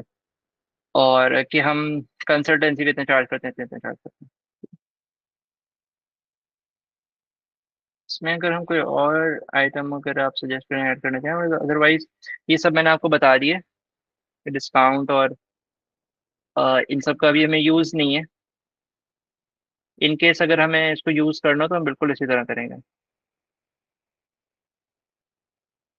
जैसे मैंने ग्रुप इनवॉइसिंग का आपको कहा था, तो फॉर एग्जांपल हम ना क्या करते हैं, हम एक सर्विस प्रोवाइड करते हैं आईटी ऑफिस सेटअप। हम क्या कहते हैं उसमें कि we this is to set up your office IT equipments and other service. तो मैं इसमें क्या करूँगा, मैं इसमें एक आइटम,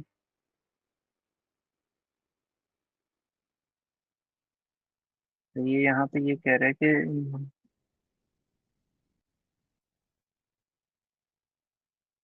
जब हमने आइटम नेम और नंबर हमने कुछ और दिया हुआ था, तो हमने यहाँ पे लैपटॉप रिपेयर मेंटेनेंस, हम IT consulting service, this is for consultant income. तो हम इसमें क्या करेंगे कि हम इसको 3 टाइम्स अगर हम चार्ज करना चाहते हैं अपनी कंसल्टिंग इनकम, उनकी पूरी आईटी ऑफिस सेटअप करने के लिए हम 3 क्वांटिटी कर देंगे। तो ये हमारी ग्रुप इनवॉइसिंग आ गई। इसका फायदा क्या होगा कि जब भी हम कस्टमर्स को चार्ज करने जाएंगे ना, तो हम डायरेक्ट, अगर हमें सिर्फ उनका ऑफिस सेटअप करना है और मैंने अमाउंट ये रखी है कि मैं आईटी कंसल्टिंग सर्विस में ही 3 टाइम्स चार्ज करूंगा, तो वो पूरा ग्रुप इनवॉइसिंग की बेसिस पे मुझे चार्ज कर देगा यहाँ। ये अमाउंट इसलिए नहीं शो कर रहा क्योंकि जब हम सेल्स का आइटम सेलेक्ट करेंगे तो वो यहाँ से ही अमाउंट लेगा। This is for IT consultant income. इस तरह करके हमने आइटम लिस्ट जो है वो कॉन्फ़िगर करना जो है सीखा है।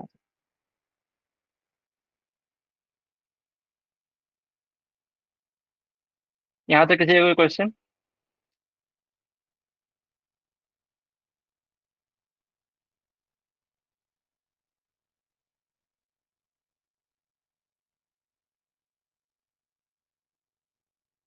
यस मुनीब, आपकी सही सजेशन है। आप इसमें कोई भी सर्विस ऐड कर सकते हैं, जो भी आपका वो खैर जो जिस बिजनेस में भी आप ऑपरेट करना चाहें, जिस बिजनेस का भी आप अकाउंट बनाना चाहें, जो भी बिजनेस सेक्टर सेलेक्ट करें, तो मुझे सोच जहन में ये आ रहा था तो मैंने आईटी सेक्टर सेलेक्ट कर दिया। That's why.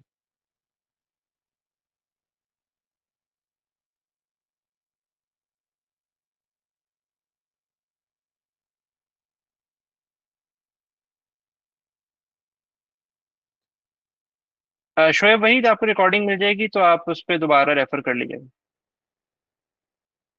देखिए, चार्ट ऑफ अकाउंट्स के अंदर ना आपको सेल्स का टोटल दिखा रहा होगा। आइटम लिस्ट इज, आप जैसे कहीं जाते हैं दुकान में, आपने लगाए होते हैं ये इतने की चीज, ये इतने की चीज, ये इतने की चीज, इस तरह डॉलर का पेन इतने का, और सिग्नेचर का इतने का, ये वो चीज है। आपके चार्ट ऑफ अकाउंट्स में ये तो नहीं आ रहा होगा ना कि डॉलर के पेन पे इतनी सेल्स, ये तो नहीं आ रहा। चार्ट ऑफ अकाउंट में तो सिर्फ सेल्स आ रही होंगी ना। तो ये तो वो आइटम्स हैं। ग्रुप में आप वो आइटम ऐड कर सकते हैं जो आपने ऊपर सर्विस एंड प्रोडक्ट में ऐड किए हुए थे ऑलरेडी, तो आप उनका एक ग्रुप बना के अपने पास आइटम बना दें। अब क्योंकि मैंने बनाने की कोशिश की तो मेरे पास इतने आइटम नहीं थे, मैंने थोड़े से बनाए हुए थे। अब रिपेयर एंड मेंटेनेंस का तो ग्रुप बनाते हुए अच्छा नहीं लग रहा था, तो फिर मैंने आईटी कंसल्टिंग में से बना दिया, आईटी ऑफिस सेटअप कर।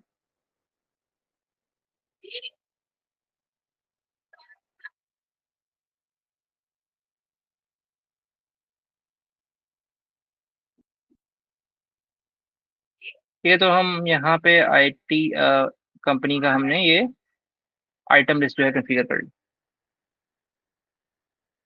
उनको एक्सेल में एक्सपोर्ट भी कर सकते हैं और इंपोर्ट भी कर सकते हैं, करना चाहें तो। अब एक्सेल में आप ये CSV फॉर्मेट में जाके आप इंपोर्ट कर सकते हैं, उसका तरीका कारण तो किसी और दिन अलग से बता दूंगा। अगर आपको अपनी आइटम लिस्ट एक्सपोर्ट करके किसी को भेजनी है तो आप यहाँ एक्सेल के ऑप्शन से एक्सपोर्ट कर सकते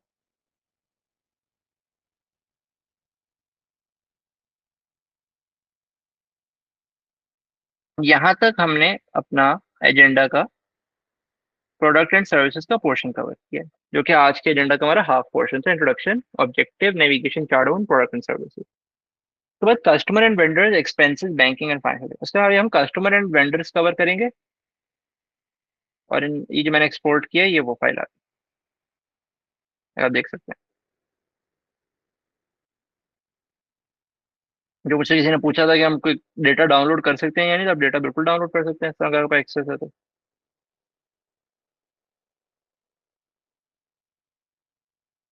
ये प्राइस शो कर रहा है ना, ये इस प्राइस, इन इन आइटम्स की ये प्राइस है। ठीक है, इसको सेव नहीं करते। अभी हम चलते हैं कस्टमर एंड वेंडर्स पे, जो कि हमारे आज के एजेंडा का लास्ट टॉपिक होगा।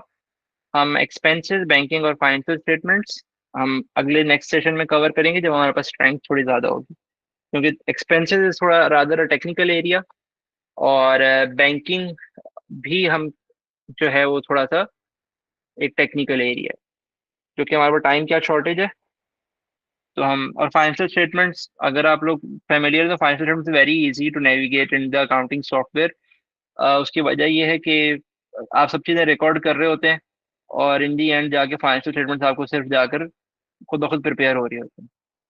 आपको कोई भी फाइनेंशियल स्टेटमेंट कोई एडजस्टमेंट करनी होती है, कोई चेंजेस करने होते हैं, यूजुअली तो होता क्या है कि आपके अकाउंटिंग सॉफ्टवेयर तो वही रिकॉर्ड कर रहा होता है जो आप रिकॉर्ड कर रहे होते हो। फाइनेंशियल स्टेटमेंट्स में जब आप जाके फिर एक्सपोर्ट करते हैं ना, निकालते हैं, फिर जब आप उसको देखते हैं कि यार मेरी सेल्स ये आ रही हैं, मेरे एक्सपेंसेस, कॉस्ट ऑफ सेल्स ये आ रही हैं, या बैलेंस शीट में आ रहा है, फिर आपको इंडिविजुअल जाके हर आइटम पे जाके चेक करना पड़ता है कि क्या क्या इशूज जो है वो अराइज हो रहे हैं। तो फाइनेंशियल स्टेटमेंट पे ये केस होता है।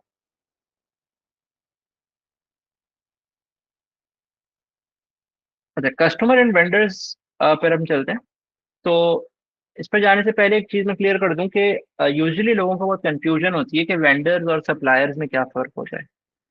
तो वेंडर और सप्लायर्स भी एक सिमिलर चीज है, और उनमें कोई मेजर डिफरेंस नहीं है।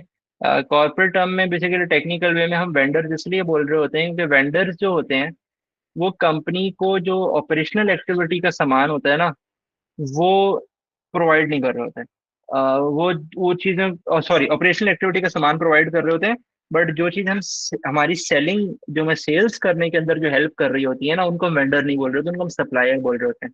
जो हमें रॉ मटेरियल प्रोवाइड कर रहे हैं, जो हमें बेचने का सामान प्रोवाइड कर रहे हैं या मैन्युफैक्चर करने का सामान प्रोवाइड कर रहे हैं, उनको हम सप्लायर बोल रहे होते हैं।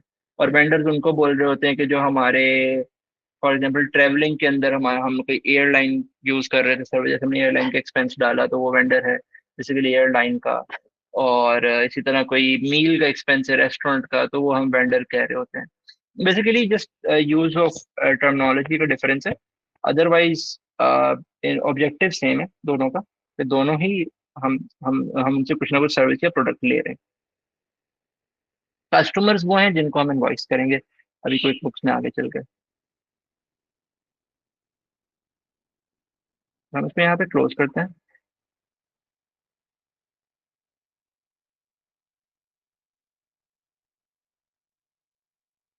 हमारे चार्ट ऑफ अकाउंट, ये वेंडर सेंटर।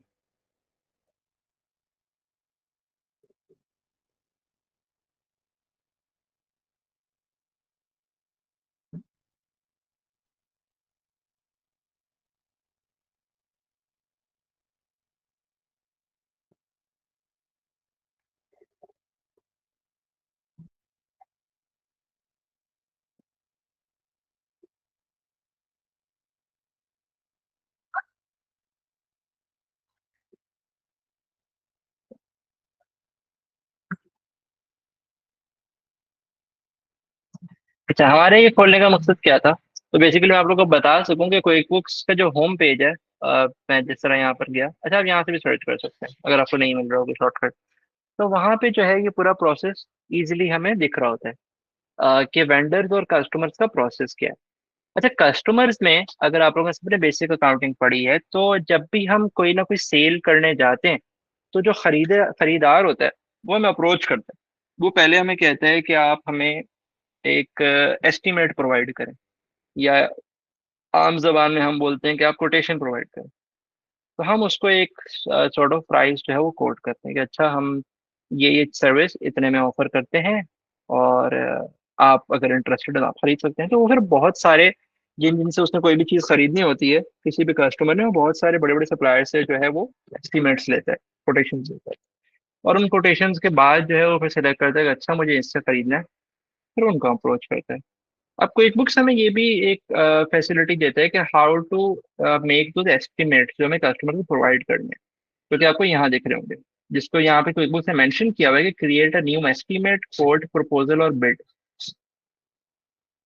तो एस्टिमेट क्रिएट करते हुए ये एस्टिमेट का ऑप्शन खुल गया।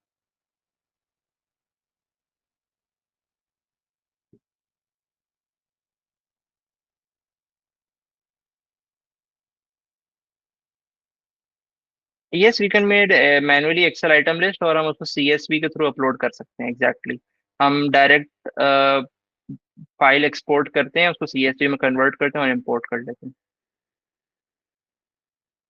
तो हम एस्टिमेट पे आते हैं। हम अपने कस्टमर को एस्टिमेट भेजना चाह रहे हैं आज की तारीख पे। तो हम 21 जुलाई पे एक कस्टमर को एस्टिमेट प्रोवाइड करेंगे। ये हमारा एस्टिमेट नंबर 1 है, तो मैं इसको थोड़ा सा एक कोड दे दूंगा कि कंप्यूटर को E1, सही, कंप्यूटर को हमारी कंपनी का नाम था, हम उसको कंप्यूटर को 1 कर देते हैं। और ये कस्टमर यहाँ पर हमेशा जब भी आप एस्टिमेट प्रोवाइड कर रहे होते हैं, तो आपके अपने जो है वो कंपनी का जो है वो तो एस्टिमेट का हेडर आ ही रहा होता है। लेकिन जिस कंपनी को आप प्रोवाइड कर रहे हैं आप उसका नेम और एड्रेस डालते हैं। जैसे मैं किसी को भी प्रोवाइड करना चाह रहा हूँ कि मैं एबीसी टेक को प्रोवाइड करना चाह रहा हूँ, और उनका एड्रेस जो है वो कराची, अ, हम सदर कर लेते हैं।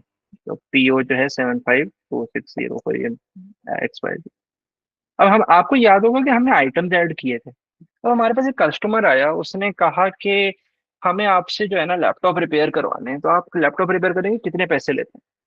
हमने कहा अच्छा, तो हम आपको बताते हैं लैपटॉप रिपेयर करने के कितने पैसे लेते हैं, लेकिन अब हमें बनाना है, हाथ के हाथ एस्टिमेट बना के भेजना है, तो हम यहाँ से ही ऐड करेंगे। ये वही आइटम आ रहे हैं जो हमने आइटम ऐड किए थे। देखिए, ये list is not limited to what I have created. आप खुद से अपने हिसाब से लिस्ट सर्विस और प्रोडक्ट्स की क्रिएट कर सकते हैं वेरी इजीली। जिस तरह मैं, तरीकेकार सेम है, आप कुछ भी क्रिएट कर सकते हैं रैंडमली। मैंने कुछ इस तरह का क्रिएट किया। अच्छा, डिस्क्रिप्शन आप यहाँ पे एडिट कर सकते हैं। तो मैंने अगर यहाँ पे repair and maintenance, laptop repair and maintenance किया था ना, अब आप तो कोई और लैपटॉप उसने बोला मुझे लिनोवो का लैपटॉप अपडेट करना है। मेरे पास लैपटॉप है Lenovo T14 repair, SSD change करानी है भाई। SSD to be change. अच्छा। और नहीं, SSD चेंज करानी है और SSD लगवानी है। SSD टू बी एडेड और वगैरह वगैरह। वो SSD वगैरह वो सब कुछ हो जाएगा, तो मैं एक क्वांटिटी में चेक करूंगा कि यहाँ आप रेट वेरी कर सकते हैं। आइटम अगर आपका सादा वाले रिपेयरमेंट इंडस्ट्री जो मैंने ऐड किया हुआ था 3000 कर सकते थे, लेकिन अब क्योंकि आप रिपेयर की बात कर रहे हैं तो SSD, HDD उसके जो भी आपकी XYZ सर्विस है उसके अलग अलग चार्जेस होंगे, तो मैं उसको चेंज कर देता हूँ। तो बोलता नहीं भाई 10,000 लगेंगे, 3,000 तो वैसे मैंने ऐड किया हुआ था। ठीक है। उसके साथ आपको याद होगा कि हमने एक ग्रुप बनाया था, जो कि IT कंसल्टिंग सर्विस का था। तो आपको मैं अभी यहाँ दिखा रहा हूँ कि वो ग्रुप अपीयर किस तरह होता है। ये देखिए मैंने ग्रुप सेलेक्ट किया यहाँ पे, ये ग्रुप आ रहा था। मेरे एस्टिमेट में ग्रुप किस तरह है, this is for IT consultant income, setup IT office. मैं कह रहा हूँ अच्छा ठीक है, आपको ये भी रिपेयर करके दे दूंगा, साथ में उसने एस्टिमेट मांगा मुझसे कि इसका कंसल्टेंसी का, तो ये भी यहाँ शो हो गई। तो ये ग्रुप शो कर रहा है मुझे 15,000 की अमाउंट। ठीक है। जो कि मैंने उस वक्त 3 times of my repair and maintenance charges बनाई थी। 15,000 इसके हो गए, तो टोटल यहाँ पे 16,000 की जो है वो इनवाइस बन गई।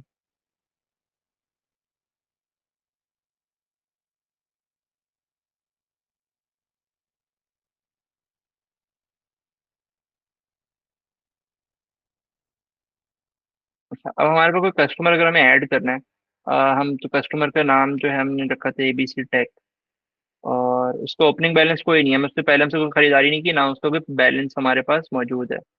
तो हम ABC टेक रख देते हैं। उस बंदे का नाम था मिस्टर जो भी है, जॉन। हम जॉब टाइटल उसका ये है कि वो क्या है, वो कंपनी में प्रोक्योरमेंट मैनेजर है, समझ लें वो सामान खरीद रहे हैं ना। तो प्रोक्योरमेंट मैनेजर कर लेते हैं, XYZ। फोन नंबर हम कुछ भी डाल लेते हैं, invoice bill to ABC tech. हमने ओके कर दिया, तो ये हमारे पास सिलेक्ट हो गया वो कस्टमर। अब मैं अगर आपको उसका प्रीव्यू दिखाऊंगा, ये जो हमने एस्टिमेट बनाया है, तो हम इसका प्रीव्यू भी देख सकते हैं। तो हम इसे प्रिंट में जाएंगे और प्रीव्यू देखेंगे तो वो इस तरह करके आएगा। ठीक है। आपने अगर एक्चुअल में भी कोई इनवॉइस या एस्टिमेट देखा होगा, वो भी इसी तरह का दिख रहा होता है। तो ये हमें इसका प्रीव्यू शो कर रहा है, और हम यहाँ से डायरेक्ट प्रिंट भी कर सकते हैं और इसको PDF में सेव सेव भी कर सकते हैं। इस तरह करके हम इसको PDF में यहाँ सेव कर लेंगे। ये बन गया एस्टिमेट। ठीक है। तो ये एस्टिमेट हम यूजली अपने जो भी हमारा कस्टमर खरीदारी करना होगा हमें उसको भेजना होगा। अब हम यहाँ पे कोई अटैचमेंट भी डालना चाह रहे हैं, फर्ज करें, क्योंकि मेरे पास ये जो मैं सामान इसको दे रहा हूँ इसकी कोई ना कोई अगर एविडेंस मौजूद है, तो मैं यहाँ से अटैचमेंट अटैच फाइल से जाके इसकी अटैचमेंट में डाल दूंगा। और ईमेल अगर मुझे करना है ये एस्टिमेट, तो मैं ये डायरेक्टली अपने उस कस्टमर को ईमेल कर सकता हूँ। तो मैं यहाँ पे अगर कोई भी मेरा XYZ कस्टमर है तो मैं अपना नाम जैसे डाल दूँ, मेरी कंपनी का, क्योंकि ईमेल को यहाँ पे बना हुआ नहीं है, तो वरना मैं कंपनी का डाल देता, तो ये ईमेल चला जाएगा मेरी कंपनी को।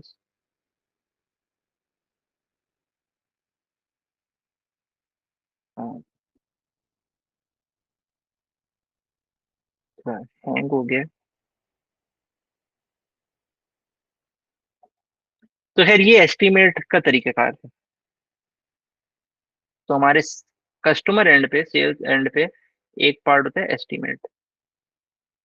आई गेस ये हैंग हो गया।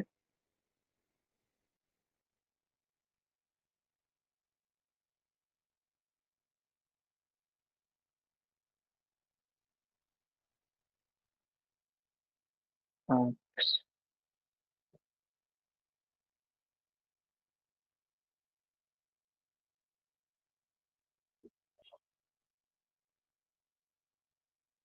अगर मैंने से ईमेल सेलेक्ट किया था तो वो मेरा आउटलुक जो है वो यूज करने लग गया,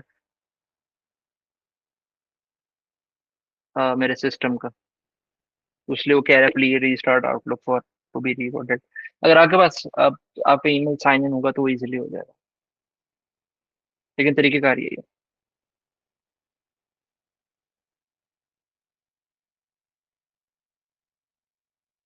ठीक है, तो ये हमने सेवन क्लोज कर दिया। ये हमारा एक एस्टिमेट बन गया। अब जब भी हम एस्टिमेट बना लेते हैं तो हम उसके बाद इनवॉइस क्रिएट करते हैं। अब हमारे जो कस्टमर है उसने कहा कि हम आपका एस्टिमेट अप्रूव करते हैं और अब हमें वो चीज़ चाहिए जो आपने हमें कही थी।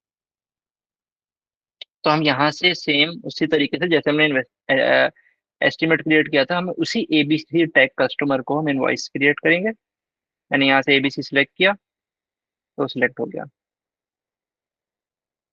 और यहाँ पे मेरे पास एक एक्टिव एस्टिमेट का ऑप्शन आ रहा है। वो कह रहे हैं कि आपने एक एस्टिमेट उसको भेजा था, आप आइदर उस एस्टिमेट की इनवॉइस करना चाहते हो। मैं बोलूंगा यस।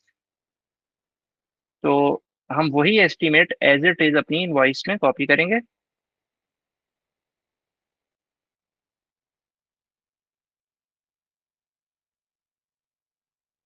यहाँ से create invoice, the entire estimate has been copied, you can edit the invoice by removing or adding any file। उसको सेव चेंजेस, इस पहले वाली इनवॉइस हमने खोल दी थी, उसको डिस्कार्ड करेंगे। अब वही एस्टिमेट की बेसिस पे जो हमारी इनवॉइस थी वो देखेंगे, यहाँ इनवॉइस बनी हुई आ गई। और ये हमारी इनवॉइस क्रिएट हो चुकी है उसी एस्टिमेट। आपने देखा होगा मैं यहाँ एक्टिव एस्टिमेट पे गया और मैंने वहां जाकर क्रिएट इनवॉइस कर दिया इस एस्टिमेट की बेसिस। और ये हमारे पास इनवॉइस है।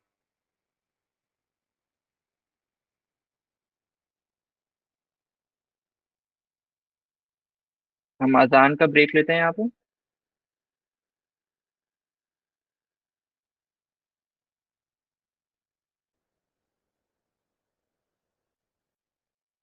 आप सब इनबॉक्स में बता सकते हैं कि आप लोग यही मौजूद हैं।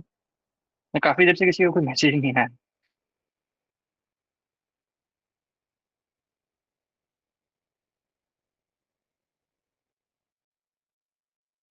तो यहाँ से हम इस तरह करके इनवॉइस क्रिएट करेंगे। तो हम इसको भी यहाँ सेव एंड क्लोज करेंगे। अच्छा, ये मैं सजेस्ट कर रहा होता है कि आप इस तरह करके स्पेलिंग कर लें, तो हम इसको यहाँ क्लोज कर देंगे।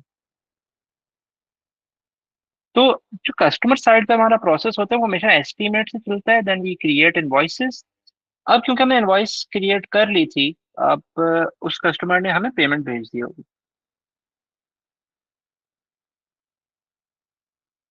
अच्छा, किसी ने मुझे ग्रुप में कहा था कि वो उनको डेबिट और क्रेडिट के बगैर मजा नहीं आ रहा। लेकिन होता क्या है कि आप जब किसी ईआरपी या अकाउंटिंग सॉफ्टवेयर पे मैनेज कर रहे होते हैं ना, आपको डेबिट क्रेडिट दिख नहीं रहा होता, हर चीज ऑटोमेटेड होती है।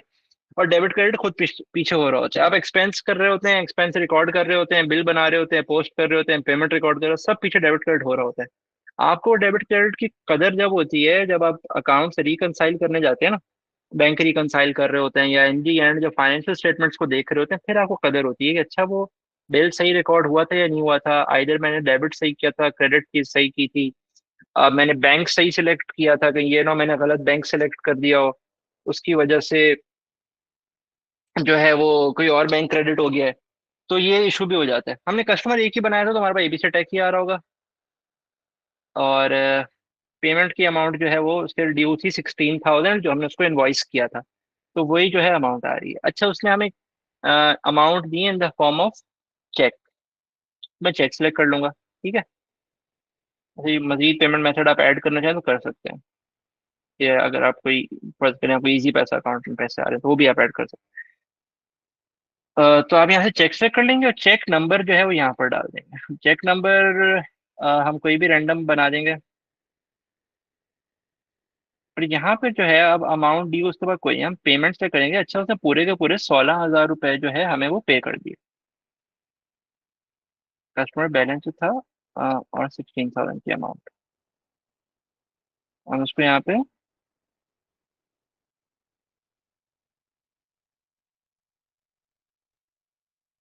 तो अमाउंट ड्यू थी 16,000 और हमने 16,000 अप्लाई की। और अब उसके पास कोई अमाउंट जो है वो ड्यू नहीं है।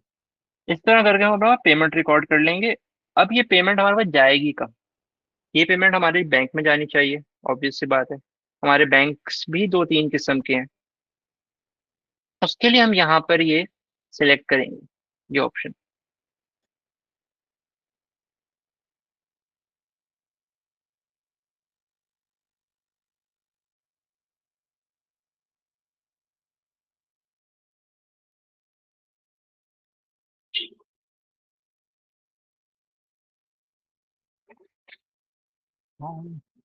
अच्छा, हम वो जाकर डिपॉजिट रिकॉर्ड करने का करेंगे, ठीक है।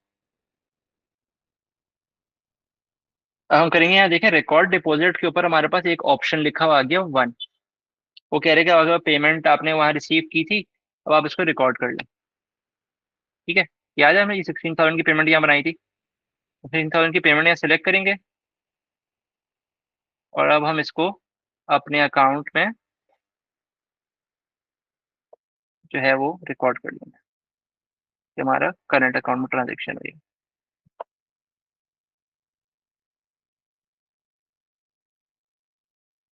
हम इसको पेमेंट मैसेज क्योंकि चेक था।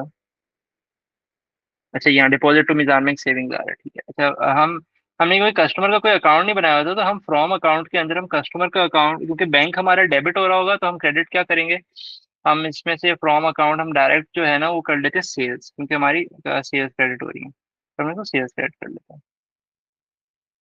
डिपॉजिट ट्रांजेक्शन के अंदर कह रहे हैं कि delete the payment from deposit. Okay ठीक है, पहले हम डिपॉजिट कर लें इसको, उसके बाद हम सेल्स रिकॉर्ड कर लें। ये यहाँ पे हमारा डिपॉजिट सब टोटल हो गया, ये हमारा मीज़ान में सेविंग में जाएगा, नहीं मैं करंट में रखना चाहता हूँ। और ये हमारी जो है वो पेमेंट रिकॉर्ड होगी। इस तरह करके हमारा ये जो पूरा सेल साइकिल था वो यहाँ रिकॉर्ड होगा। अब हमने यहाँ डिपॉजिट रिकॉर्ड कर दिया ना, तो ये बैंक रिकंसिलिएशन वाला पार्ट है, जो कि हमें सेशन में कवर करना था। आई गेस मेरे ख्याल से हम काफ़ी अपने टाइम से लेट हो चुके हैं, तो हमारे तीन चीज़ें इसमें बाकी हैं। हमने कस्टमर एंड जो है वो कवर किया, हमारी वेंडर साइड बाकी है, और वेंडर साइड के बाद हमारा bank and then financial statement. इसके बाद हमें कंक्लूड कर लेंगे, क्योंकि हम ड्यूरिंग द सेशन क्वेश्चंस भी ले रहे थे, तो दैट्स वाई थोड़ा सा हम सेशन टाइम से जो है आगे हो गए, और due to waiting of all other participants. लेकिन कस्टमर और वेंडर्स के बाद हम फिर जो है वो अपने expenses, banking and financial statement ये करेंगे। यहाँ तक किसी का कोई क्वेश्चन है?